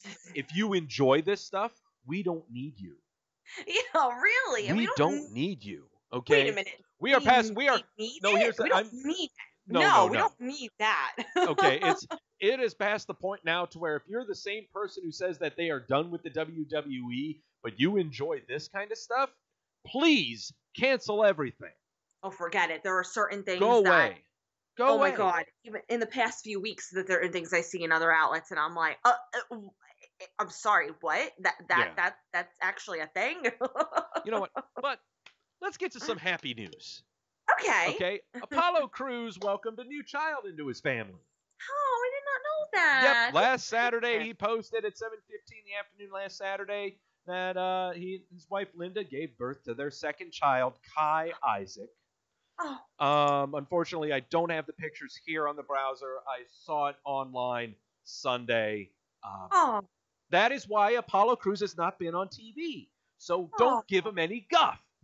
Oh, he's got to be home with the baby. Yeah, stop it. He's got to be mama. Okay. By the way, Mike's gonna get mad at you later. Oh yeah. For mentioning about the baby. Yeah. Because I've been on baby like Oh, everything, and he's going to be like, why did he have to bring that up about Apollo Crews' child? hey, I'm sorry. Like Deanna and I, like we're coming up to celebrating our 40th birthdays, and we both. One of the very first things that when we got into a relationship about 3 years ago was we agreed no children because that really dips into our margarita budget. Almost made her spit out there. That was my plan. Was to get Victoria to spit out on the cam. Damn, I was so close. Okay. This close. So This close. All right. Lana and Rusev are no longer appearing on Total Divas next season. This is according to a podcast by Lillian Garcia and her Chasing Glory podcast. Why is it called Chasing Gloria? I don't know. I don't listen to it. I'm just reading the report. According to a recap on PW Insider, executives at E! Entertainment held focus groups that revealed that the couple was not well liked. I didn't like them on there, so yeah. Lana, who got emotional talking about it on Garcia's podcast, cited editing as a possibility of how things might have come off on TV. Well, yeah, that's kind of how it happens. Yeah. They edit you and produce you to be in a role. But they've had a revolving door with that show with the women, so. Mm-hmm. Yeah, and honestly, Lana and Rusev should get their own show. Yeah, they're way too entertaining to be shoehorned in there. So Miz and Maurice got their own show. Yeah. Hey, Bobby Roode ended up posting a picture on the Twitter a couple of days ago on Monday night where he happened to bump into Monty Brown or Marcus Corvon backstage. This was at their show in Saginaw. I'm sorry, on Sunday. Yeah, so just letting you know that former wrestlers are allowed backstage. Hey, cool. It doesn't mean anything. They're just allowed backstage because these guys happen to be friends. You're not allowed to be friends with people. It's okay. No, you're not. No, you're not allowed to come be on. friends. I'm trying to fight for what I believe in, and that's a big leather strap and a gold plate on it. That's what I'm trying to do. WWE's Performance Center announced their brand new list of talents coming into the Performance Center. A lot of these names you don't know, but maybe one of them you could from the last name. Former Ring of Honor star Karen Q, don't know who she is. The one you'll think of is second-generation wrestler Rachel Ellering. Rachel Ellering, Paul Ellering's daughter, is getting in there. Former Impact star Trevor Lee, former New Japan and Ring of Honor star ACH, also known as ACH. Former Impact star Samuel Shaw, Canadian Tag Team 3.0. I don't know what that means. Australian talent Elliot Saxton, also Australian talent Jonah Rock, and three names that are not affiliated with a federation: Nick Komoroto, Omari Palmer, and Ricardo Miller. You know, that's weird when you see the first name Ricardo, but then it's a regular name at the end of it. You're kind of left down. Yeah, that is a little interesting, huh? You know, like, my name is Ricardo Smith. I don't get that. All right. More news. How long is Daniel Bryan under contract? I don't know, but I'm sure there'll be some kind of dirt sheet site that says they know what's going on. No, actually, it was during last week's edition of Total Divas where Daniel Bryan addressed signing a new deal with the WWE, and it stated his new deal runs through 2021. So Daniel Bryan is not going to AEW. He's not going to Jacksonville. He is staying put. Brie Bella would never allow that to happen. Oh, okay. Dear God, no. God, no. And there's no way in hell he would go anywhere near Florida. Can you imagine Daniel Bryan living in Florida? Seriously? Oh, I can't. He's too nature oriented, and he's just no, not happening. He's not baby birdie. Nope. No. Let me see. Shrinking my window so that everyone can read this, because the WWE is back in talks with the potential return of Batista. This is reported by PW Insider, reporting that Dave Batista met with WWE officials last Thursday in Stamford, but then Pro Wrestling Sheet reported yesterday that Batista had been back in negotiations with the company about a potential return, most likely for WrestleMania in April. Everyone is talking about this because they had a goddamn segment on SmackDown for the 1000th episode. because Triple H looked angry when Batista cracked a joke.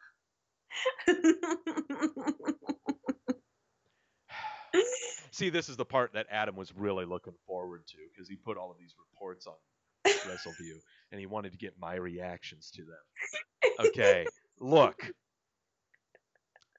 Come on, Doug, let it out. All right. Let it out. All right. Pragmatic Doug coming in. Okay. Come on. Because I already got the emotions out. Okay. All right. We're going to do Batista Triple H for WrestleMania. WrestleMania is how far away? Wait. Hold on. 55 days, right? 8 weeks. 8 weeks. 8 weeks. We have Okay, so we have 8 weeks to build for Triple H Batista. You have 2 pay-per-views coming up in between then.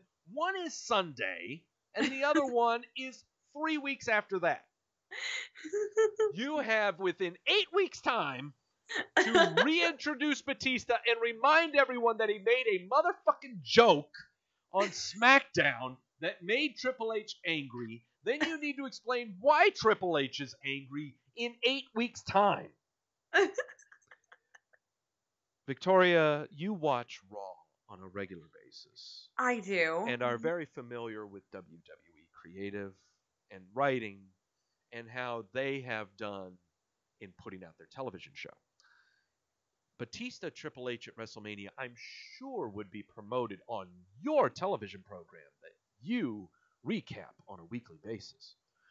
How confident are you that Batista Triple H at WrestleMania would be afforded the time on your program for 8 weeks?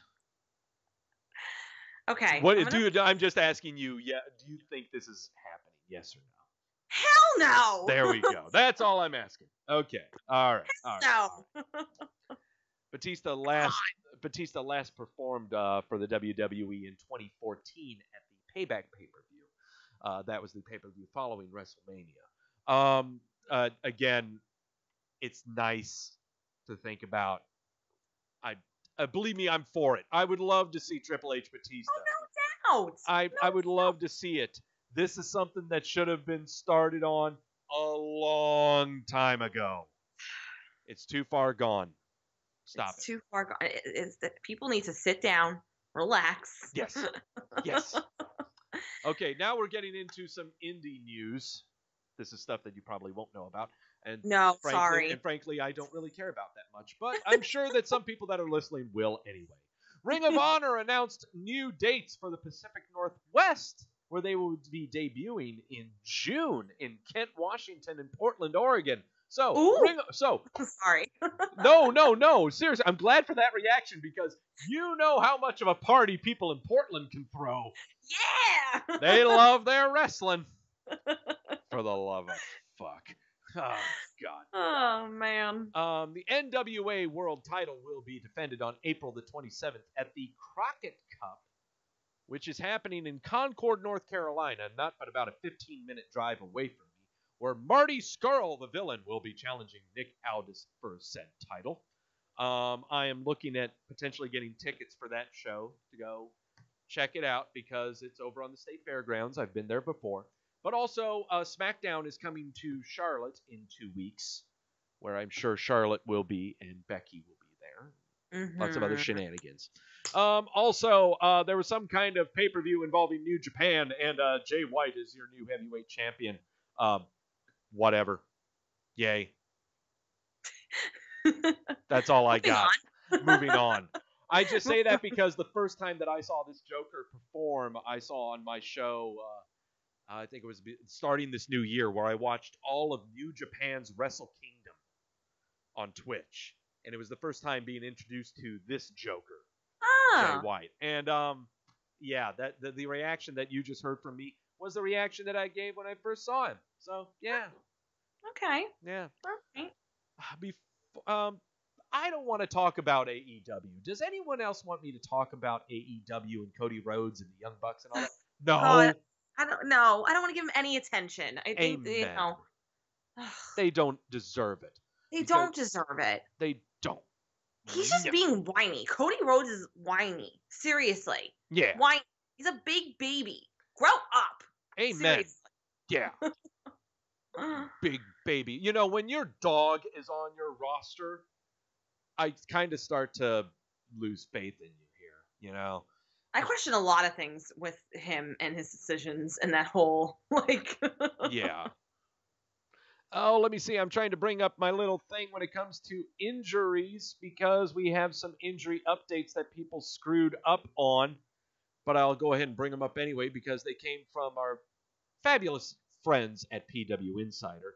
I love how the headline for this was, spoiler, SmackDown Live star set for return and scheduled for TV tapings.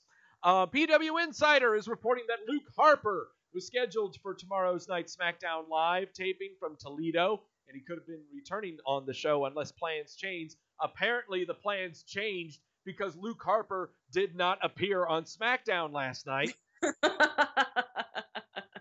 So I expect everyone... You didn't see him in the background? He was in the crowd. You didn't see him there? I expect everyone from PW Insider to take a shot at tequila. Get your shit together. I saw him in the crowd. Oh, you did? Oh, shit. I didn't see anything.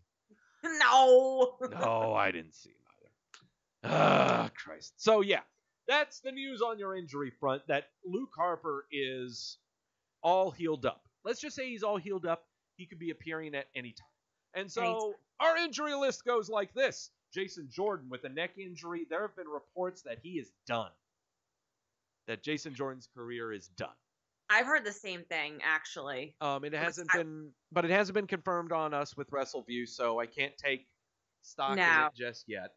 Sami Zayn, torn rotator cuff on both arms. He is scheduled to be due back for WrestleMania times. Fandango, torn labrum, should be back this month, is when he should be returning. Kevin Owens, cleanup surgery on both knees. He gave out a video on Raw. He was in a bowling alley. He was. You can't hate a guy in a bowling alley. No, you can't. And he had a gutter ball, so I have even more respect for him. Oh, way more respect. So, yeah, he is due back around WrestleMania times. Roman Reigns has been battling leukemia since October 22nd. Luke Harper, wrist surgery. He is fine, good to go. He is not off the list until we see him. Ty Dillinger, that jerk, still has a broken wrist. We haven't seen him. And you know what? As far as Victoria is concerned, who gives a shit? Yeah. You don't tweet back 8-year-olds? Screw you. Yeah. Akam with knee surgery. He will not be back until around May. Ember Moon had emergency elbow surgery. We do not have a timetable on when she'll be returning. Mustafa Ali got a bump on his noggin.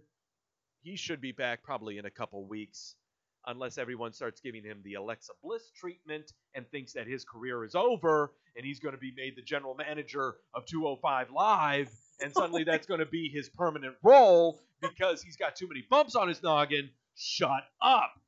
I'm sorry, I just had to let that out. Oh, Alexa Bliss is done. Oh, she's done. Shut up. I'm not going to lie. I was one of those people with Alexa Bliss. I'm not going to lie. It's okay. You're allowed to be wrong. Okay. Other people are not. Okay. Thanks. Okay. You're allowed. Okay. But, so those are the people that are hurt, the people that have boo-boos. But what about the people that aren't hurt? What about the people that just aren't on TV? Oh my God, my favorite thing's coming up. Yes. Yeah, it's coming up right over your face because I forgot to move my database. It is the WWE Milk Carton. Yes! These are a list of performers that have not been on television for the past 3 weeks. They are perfectly healthy. Where the fuck are they? Oh, this is my favorite. I love it. Let's start off with the Ascension. The Ascension have not been on television since January the 21st. When they had a tag team match against the debuting Heavy Machinery, which was a fun match. It was a fun match. I miss these guys. I love their theme. I love their music. I know. They do. They really do. But, I don't know. I don't see them leaving anytime soon. They're a great act. Tyler Breeze has not been seen on television since New Year's Eve episode of Monday Night Raw, where he was in a battle royale We should be expecting him to come back soon alongside with Fandango. Who knows when? You know? Hey, Revival just got new shiny tag team titles. They need a new opponent. Open challenge. I say so.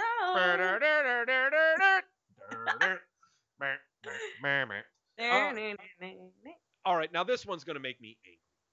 Okay. All right. Sanity has not been on television since Christmas, when they were involved in an 8-man tag match to determine, I don't think anything at all. Nikki Cross has been on television more than Sanity has. Television-wise. Okay. They are performing at house shows. Okay. They are performing on Main Event or Superstars on the WWE Network. Okay. They have work.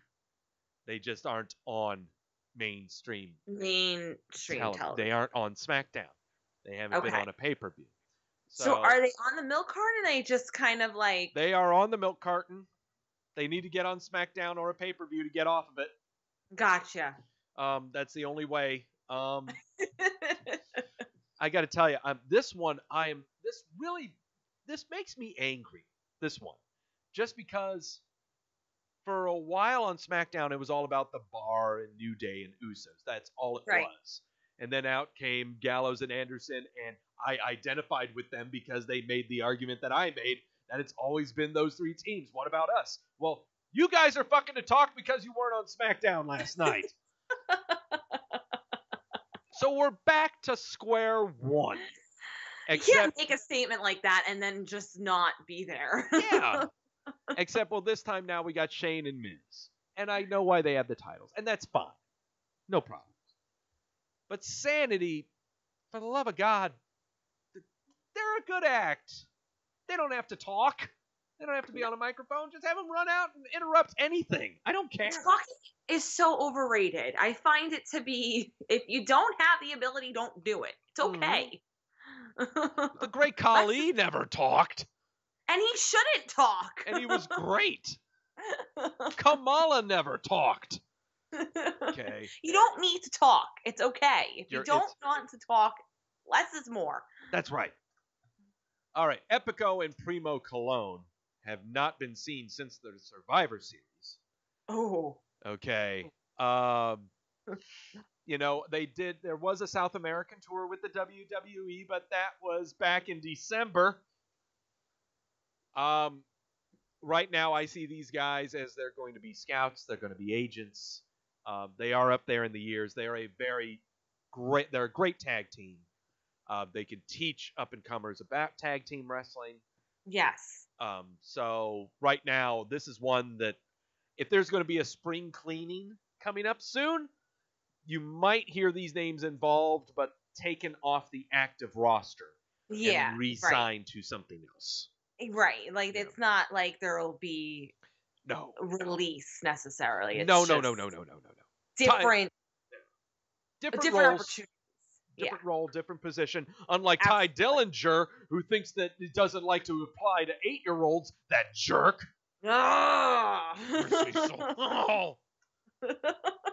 Matt Hardy. So Matt Hardy said that he was retired last year. Right. Okay. Said on the Twitter, his wife said that he was retired. But then 3 weeks ago, he went on the Twitter replying to a fan's question. Maybe it was this fucking Broken Balor guy. I don't know. I really think he just has different accounts. I really do. He might, okay? Replied to a fan saying, "Nope, I'm okay. I'm being greenlit to come back. We have not seen this Joker since SummerSlam." What up? Yeah, I don't care. I don't care either. But there's only one that I do care about. He is now the stalwart of the milk carton. He's the guy who was partnered with him at SummerSlam. That's Bray Wyatt. We haven't seen him since SummerSlam. He's still under contract. He still gives out tweets. Cryptic tweets at that. I thought he would come back at Royal Rumble. I paid severely for it. I don't know. I don't know. I don't know what to say about Bray Wyatt. I really don't. I feel like he's one of those guys that everybody and literally everyone knows the potential, knows how great he is, and then but it's like I don't know where you go from here. I don't know does he come back the same? Does he come back with something a little bit different? I don't know. The weird thing is that it's been so long since we've seen him. So it's like trying to reacclimate everyone to what the Bray Wyatt character is, but you pray that those that do remember what he is, remember that he was trying to be someone else other than what he is probably going to come back to be.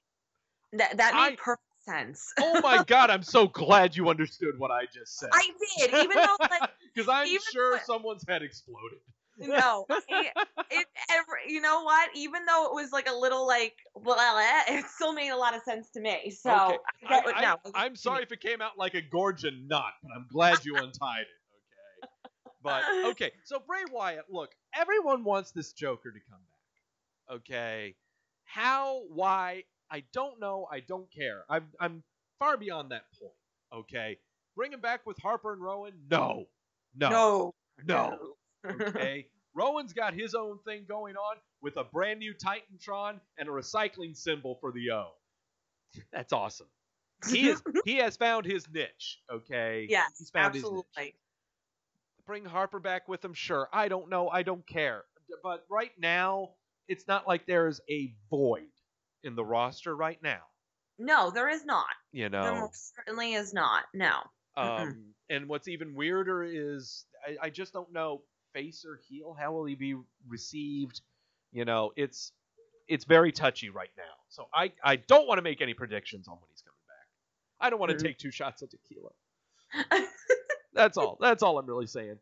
So that is your WWE milk carton. Very small list. Names that were not on the list that I'm sure a lot of people thought that would be. But if they don't appear next week, they will be. Asuka. She last time she appeared was at the Royal Rumble alongside Shelton Benjamin. And once we're done with them, Cesaro, Sheamus, Rey Mysterio, R-Truth, your United States champion, R-Truth. On the Raw side, Dolph Ziggler, Jinder Mahal, the Singh brothers, Titus O'Neil, if he's not done saving the planet, you know. Yes. And Bork Laser himself. So, a lot of people are going to end up on this sucker if we don't see him on TV. Will Asuka show up next week on SmackDown? What say you, Victoria? Yes, okay. I think so. I definitely think so. Okay. I was about to say, because everyone right now, after Charlotte showed up, everyone was like, oh shit, what's Asuka going to do at WrestleMania? She's going to go against the entire women's roster, because that's how they're going to cram them in. Literally the entire roster. That is exactly what's going to happen. Everybody, and every female and their mother will be there too. That's right. Just because. Yes. But now it's time for the part of the show that I have been dreading the most. Oh my God, me too. I don't want to do this to you. No, you have to do this. Oh, okay? No. And I am dreading it and excited at the same time. It is time to predict Elimination Chamber. No. I've got to break out my paper because I've got to remember to write all this down. Yeah, I have to be honest with you, I'm looking up right now. Oh, I got you. I got you. Yeah. All right, don't worry, because I'll be telling you the matches also because I'm going to go through them. Please remind me because. Right. Yeah, Daniel saying Victoria responsible for destroying Doug's liver. Yep. I don't listen. I don't want Deanna to find you in the hospital. I don't want to I just don't want any issues where Deanna to be like, what the hell happened? It was such a nice hobby Doug had. Oh my gosh. Okay, so all right, 7 matches lined up for Elimination Chamber. I'll bet you the first match that I go over here is going to be the pre-show match. 7 matches are on this card. 4 of them are going to be locked by Miss Victoria here. One of them, she's already locked. Yes, I am. So, it's time. It's time. If I can get my shit straight. I have stuff up too now. Oh, good. Let me see. I thought I had. Let me see. Where are you? I've already got you all set up. Why aren't you playing? I'm going to sing. La Because la la la la. la blah blah blah. That's what I do. Why? Oh yeah, that's because I'm using a different button. Wrong button, Doug. All right, because you press the forward button to go forward. Curtis. All right. Blake Murphy defending the Little Critter title of 205 Live Cruiserweight Champion, defending it against Akira Tozawa. I want to tell you, I plan on sometime either Saturday or Sunday. I'm gonna binge me some 205 Live. Yeah, I honestly, like, I'm not just saying this, but it really is worth the watch. Yeah. Like I said on Monday, it every time we're pleasantly surprised. Every time we watch 205 Live, we're always like, ugh. But then when we watch it, we're really, really impressed. It's really good. It really, really is. So I encourage anybody who hasn't watched it to start. They're really talented, really talented guys. Honestly, I don't want to say it's along the lines of NXT because they're in a studio. It's a different setting, a different environment. Mm-hmm. But I hear you. No, the matches are really. They are not lucha-paced matches. They're not sprinting back and forth. They're very easy to follow. Tell great stories in the ring. It's good, easy stuff to follow. So, Blake Murphy defending against Akira Tozawa. What say you, Miss Victoria? Okay. I am going to go with Murphy. Okay. You want to lock that or not? Do I have to? Not necessarily. I'll be honest. I can't remember the last time I've ever locked a Little Critter match. I was like, are you going to drink on this one? No, I'm not drinking on. If you don't lock it, I won't drink. If you don't lock it, I won't drink. If I don't lock it, okay, I won't lock it. But okay. If you are confident in your pick, is when you lock it. If you are confident, you lock it. Okay. If I'm confident, I'll lock it. All right. That's right. Got it. Okay. But I think Buddy Murphy is going to retain. I do. All right. Fair enough. All right. 6 matches left on the card. Braun Strowman versus Karen Bourbon. This thing has been going on for a very, very long time. I got into a very vigorous argument with one of my coworkers about he hates Karen Bourbon's outfit. I love his outfit. I do too. He looks like such a jerk. I love it. Yes. Because I told him, man, if you got rid of that outfit, then no one would know what to boo at. Well, yeah, like, it's the whole ensemble. Like, the whole ensemble makes him this jerk that he is. So, yeah. And if you saw anyone wearing a vest, you know you want to punch him in the face, even if you don't know what their name is. You want to punch him in the face, because he's coming out in the ring with a vest on. I think if you're reading on your tablet, I've got Andrew saying that this is now Karen Bourbon and Braun Strowman is a no DQ match. Is that right? Let me double. Yes, it is. It is a. Ooh! I thought it was just regular. Ooh. No, Karen no Bourbon. DQ. Karen Bourbon. Braun Strowman. No DQ. What are we doing? Okay. I'm going to lock this one. Okay. Braun Strowman wins. That's it. Like, it's just like I can't see any other way with this. Like, as far as this one. It's definitive, and like I don't, and not even like I don't even though it's like no DQ, and like I even like if you say like, oh, Drew, no, Braun has to win this. It looks so stupid if he doesn't. He's got to just annihilate him. Yeah. So I'm gonna lock it. Good. Okay. No, I'm with you there, because if you haven't noticed, if you look on the card, there is no Drew McIntyre. Yeah. So I mean, yeah, it could come out, but like just not. But still, I don't think it's overall going to affect the win of the match. So I'm going to lock this one, and Braun Strowman's going to win, and I hope I don't kill your liver. Now also understand that when you're locking, we're just talking the win, okay? Even if you think someone's going to win by DQ, that counts. Okay. So if we're looking at a match and you think, oh, that person's going to win, but because of interference, you got to take it into account, because a win is a win. It is a win. Braun Strowman wins. Okay, locked in. No problem. Yep. I'm with you. I'm confident in that one. Okay. Finn Balor in a handicap match against Bobby Lashley. and Lio Rush. Okay, I mean, I'm going to say this right now, and I'm sorry. I hope I don't come across as a racist. I am not. But every time I see Lashley and Rush, I think of Lashley as a humongous silverback gorilla, and there's a spider monkey on his shoulder, and that's Lio Rush. Oh my gosh. I mean, every time it's just big hulking person, and there's this little guy just yapping away and everything. I just love that combination. But Lio Rush yapping, Bobby Lashley versus Fons Balor. What's that? Okay, so what I'm going to say about this match is because of the turn of events with Finn Balor. Yes. And this all of a sudden oh no, never mind. We like him, but now we're whatever. Yeah. I'm going to say that Bobby Lashley is retaining the Intercontinental Champion. Sure, and I honestly think I don't even think it's going to be any type of with Lio Rush, any type of interference as far as if there's going to be a lot of cheating involved. Because the way Finn Balor's going, he's just going to be oh, I lost again. I lost clean. I judged, so I'm just not that good. And blah, blah, blah, blah, blah. Yeah.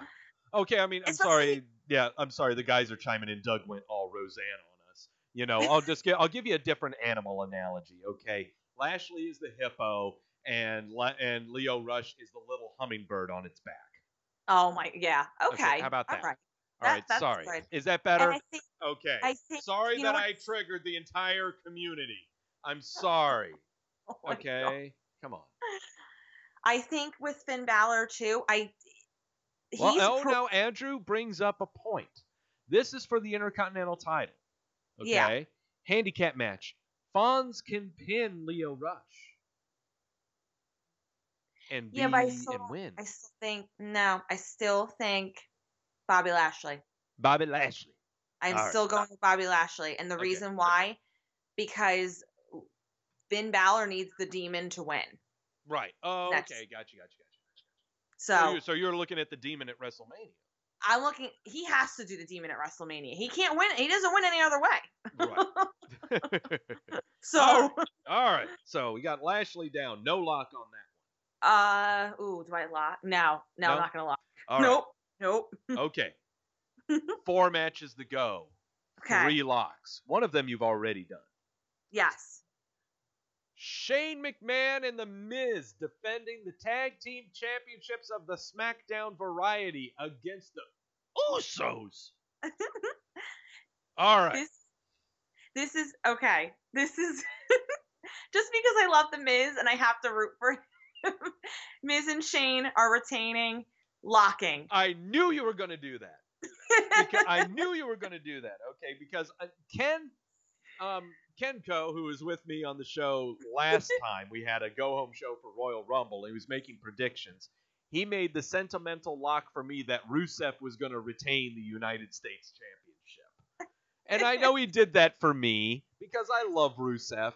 And of course Rusev lost, and I had to take a shot for it. So this is your sentimental pick. I got no problem taking a shot for it. This is the ultimate, okay, now I'm picking them. What are your thoughts? All right. I am not confident in this at all. This is, if it's not happening at this pay-per-view, it will happen at Fastlane. These guys, Shane and Miz, will drop the tag titles before WrestleMania. And that's when the turn happens. Miz not turns on Shane, but gets angry at Shane for losing the titles. And we get our Shane McMahon, The Miz match at WrestleMania. So, but the problem is, do they drop the titles Sunday, or are they dropping them at Fastlane? Do I want this to be an 8-week build for Shane and The Miz at WrestleMania, or do I want it to be only a 4-week? I want it to be an 8-week. I want this to go on a long time. I want The Miz doing nothing but talking. I want Shane having nothing but that stupid... Are you looking on your tablet and looking at the picture of Shane and The Miz with their titles on there? Look at the look on Shane's face. He has a look on his face of I guess. I can't stand that look. I cannot wait I for the know. Miz to punch I him. think they're gold mine, those two. But I have to I have to root for my man. All right. All right. Shane and Miz locked in. I've got a tequila Shirley to be taken on that one. No problem. Wanda Rousey defending the Raw Women's title against Ruby Wyatt. This should be a no-brainer. Ronda Lockett. Yeah, there we go. All right. That is the one match I will say right now that I'm like, yes, I can lock with confidently, or it will not destroy Doug's liver. Now I'm going to tell you right now, if she ends up losing, I am going to laugh so loud. Okay, I am going to be so ecstatic on the recap show. Okay, I cannot wait. Okay, so Daniel already given the hashtag in the chat room, Victoria for co-host. All right. Women's Tag Team Elimination Chamber. All of these women in one chamber, I'm sure they'll get on the same menstruation cycle when they're all done. All right. It's true. Am I wrong?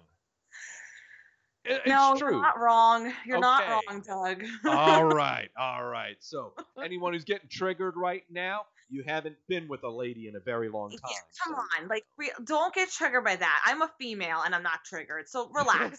Come on. Seriously. All right. So, now that we know that all of these women are going to be severely hungering for chocolate a month from now. Oh, my God. You selected Sasha and Bayley. I did. Yeah. Do you want to stay with that pick? I'm giving you the opportunity to change your pick. No, I'm going to do it. You're keeping it with Sasha and Bayley. I'm keeping with Sasha and Bayley. I'm kind of, you know what? I'm kind of reading you on that. Yeah, yeah. Now, is it just because you see just having a face team as having the titles, or they're good to be on both?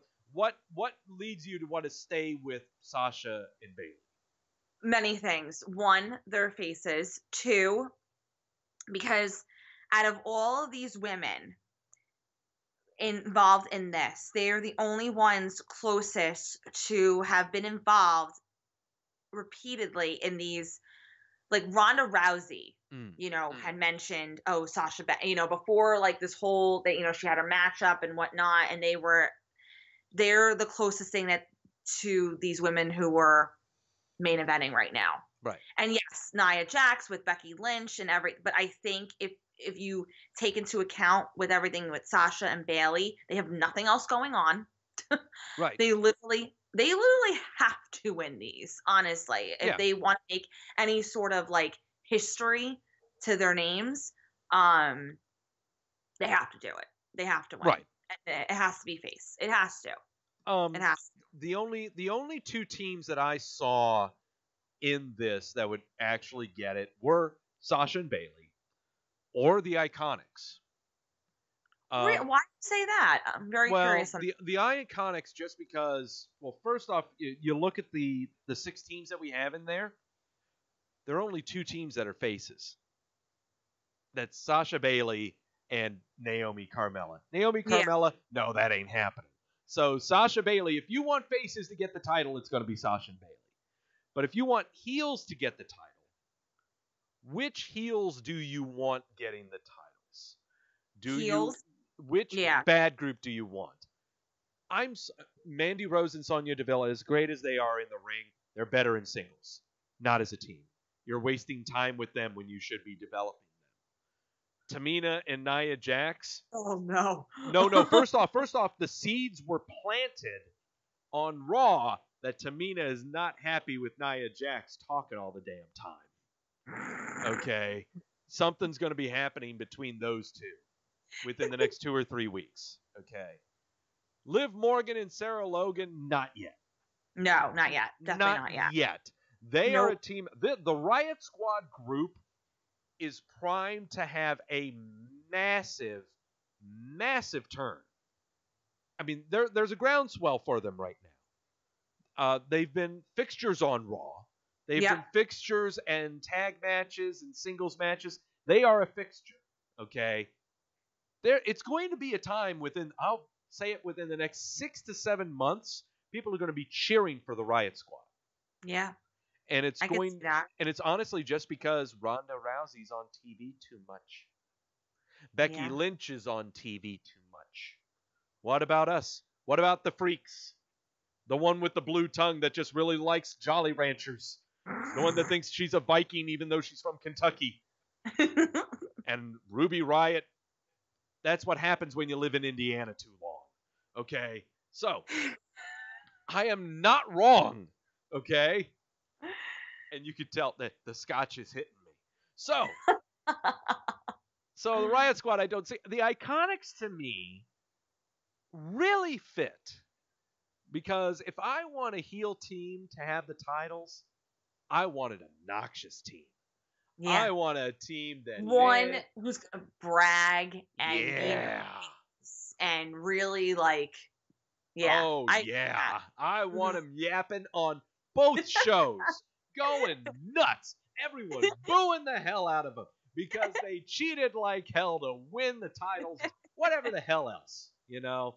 That's the team that I would want having it. But I can definitely understand Sasha and Bayley winning it, though, just because that will make the turn we were supposed to have last year even sweeter. Yes. We were supposed to have Sasha versus Bayley.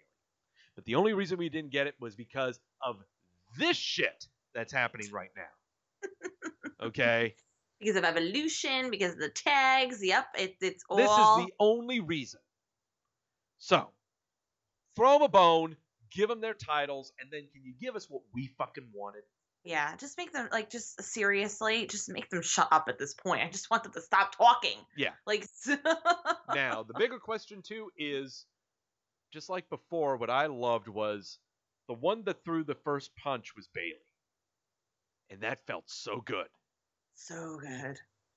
Would she do it again, or is Sasha going to be the one to throw the first punch? I think it's Sasha. Yeah, probably. Probably. I think so. Yeah. With what they're kind of painting on Raw. She hasn't been in the ring for 2 weeks, hardly. So Bayley's going to do all the work and win the titles. Go, Boss Hug! Whatever the fuck Cole is calling you now. God, Mike said it. He's like, I am not calling the Boss Hug connection. He's like, I refuse. He's like, when I have to recap and that happens, he's like, I am still calling him Sasha Banks and Bayley. Whenever I hear those initial synthesizers to Sasha's theme, that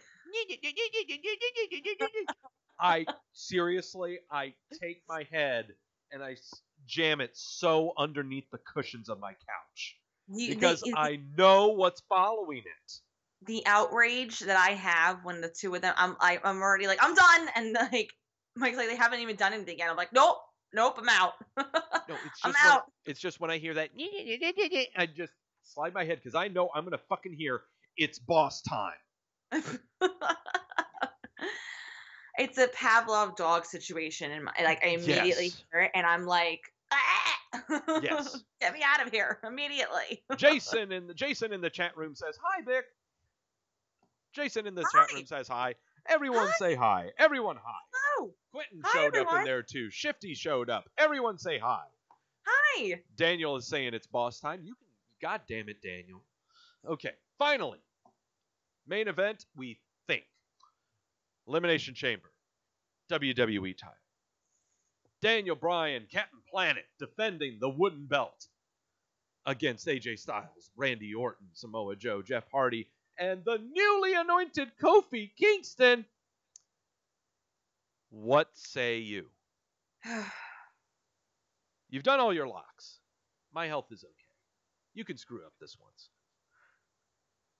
No one will think any lesser of you. I'm going to go with Uh-oh. Daniel Bryan. Uh-huh. Lock. Oh. You giving me 5 locks, huh? You want to lock that sucker? You're giving me 5. No, never mind. No. Well, look, you've already given me now. I'll take you back over to, and I'll take you back to the women's tag match. You got Sasha Bayley winning it. Okay, you've already given me 3 locks. Okay, the Sasha Bayley match was going to be your 4th lock. Are you confident in that one? Okay, I'm confident in that one. I'll lock that one, but I won't lug the championship match. Oh, but you don't know not as confident as the Daniel Bryan match. No. Okay. So you've already got your 4 locks. You've spent your 4 locks. Yeah. Okay. All right. So Daniel Bryan. Okay. You're okay. Okay. Okay. I don't have to have a guilty conscience. I don't know. Yeah. No, you're fine. Okay. So Daniel Bryan retaining, I would think, after revealing such a beautiful belt. Yeah, I mean, and he's got such a great momentum going as this heel. And I think this is everything he really wanted his character to be. Yes. And because I know he was like really, really begging for a heel. He really wanted to be that heel. And I think because now that he finally has the title, he finally has everything is kind of aligned right now. It would be stupid to change the equation, and it only kind of allows for more. And no one, honestly, and Daniel Bryan winning doesn't allow anybody else to look bad in the situation either. It doesn't. It really doesn't, because it's an elimination chamber match. No one's looking bad coming out of this, and you can still confidently continue any feud with AJ Styles or any one of those wrestlers. You can continue it and it would still work. And because Daniel Bryan can work with just about anybody, I really think that it'd be their best call for him to win and to continue. I do. I guess my thing is that you've just introduced this brand new title. You've accepted Rowan into your fold. Yes. It's way too early. Yeah. It's way too early. My only thing is I'm not reading into the Fastlane match, a potential triple threat. I'm not reading into that. I am just reading into, at WrestleMania, I don't know what the hell his entrance is going to be, but if he is not coming out in a Prius, there is something wrong. Okay. Oh my God, I have to just tell you something from Tota Bella's. Oh, go ahead. Okay. No, it has to do with it. I promise you, everyone will enjoy this. Okay. So, Brie really wants Daniel Bryan to expand on his brand, because she's like, you're not able to wrestle forever. And she's like, God forbid you get injured, and, we don't always have this. So how do you take advantage of the name that you have? Exactly. Yeah. And he was all like, no, I'm not about selling myself. You know who I am. I don't like selling things to people. But being that how devoted he is to the environment. Yeah. Brie and Nikki, they have one of their brand managers, or his name is Freddie. I forget his last name. His name is Freddie. But anyways, so Brie has a surprise for Daniel Bryan. So they go to this garden. Yeah. And there's a sign, a cutout of Daniel Bryan, and it's called Daniel Bryan's Hose. And it's this thing devoted to these recyclable hose to help with gardening and to help, if you don't watch anything else on the show, just go to YouTube and look up Daniel Bryan's Hose, and it's hysterical. And That's fantastic. And he was totally into it too. He's like, you know what? I can get behind this. That's fantastic. That's great. But yeah, like you said, if he doesn't come out anything but a Prius, and he should have those hose coming out too. He could wet the crowd and everything. That'd be hilarious. Also, promoting Daniel Bryan's hose. That'd be hilarious. We already got Andrew in the chat saying he should come out dressed as Captain Planet. Yes. That's simple. That's in simple. The Prius with his hose and just watering the crowd. Yeah. But the other thing too is, what is he going to do at WrestleMania? Because right now he's effectively facing everyone on SmackDown. Right. Yeah. Here, and facing them again at the next pay-per-view. What is there for him? I don't know. Is this where we get the Bray Wyatt? I don't know. I'm not dreaming that far. I don't know if I can dream that far, because I don't know exactly, but I honestly, I'll throw this out there too. Poor guy got a concussion. Yeah. Poor guy got a concussion. Mustafa Ali, you want to throw him out there just for a match? What the hell? Not? Why not? You know, why not? It's not like you had any other plans anyway. So, all right. So, recapping. Here we go. We got Murphy retaining the title against Akira Tozawa. Braun Strowman over Karen Bourbon in a no DQ match, and you got that locked. I love Karen Bourbon. Sorry. Bobby Lashley with Lio Rush in tow, retaining his title against Fons Balor. Shane and The Miz retaining their titles against the Usos, and you have locked that. Wanda Rousey retaining her title against Wooby Wyatt, and you've locked that. Wanda Rousey and Wooby Wyatt. Women's Tag Team Elimination Chamber match. You have selected Sasha and Bayley, and you have locked that. And finally, Daniel Bryan and the Wooden Belt retains in the Elimination Chamber. I agree with you, by the way, on the Daniel Bryan retain. Oh, thank you. Okay. Yeah, I do. I agree with you on that. It's way too early. I'm just having a hard time trying to figure out how the hell I'm going to book him for WrestleMania. Because right now there's a lot of clusterfucks happening at WrestleMania, the way it looks. Okay. Too many people. Wait. Well, not unless you bring Aleister Black from NXT, then he could just headline the whole goddamn show. Sorry, I just had to throw that out there.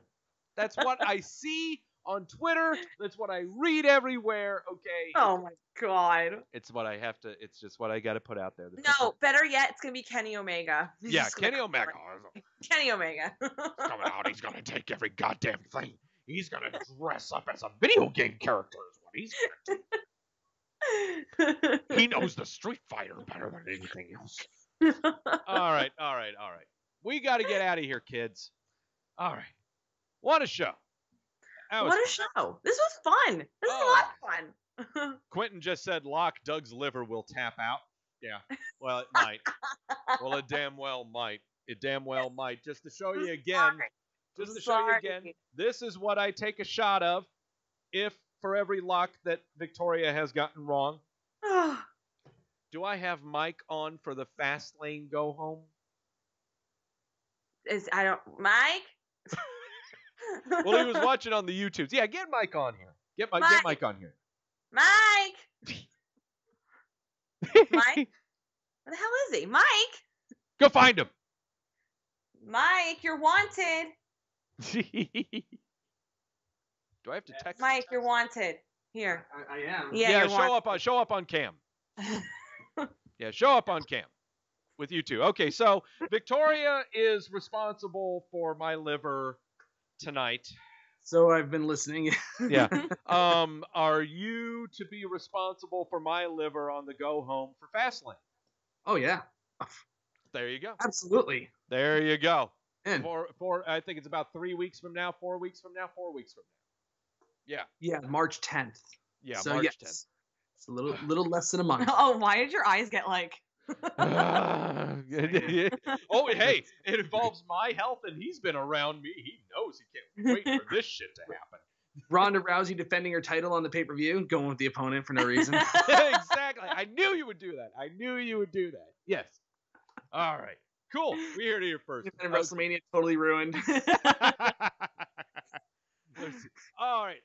It's been an awesome show. Thank you so much, Victoria, for doing this. No, thank you for having me. I really wanted to do this. This is awesome. Yeah, this has been a long time coming.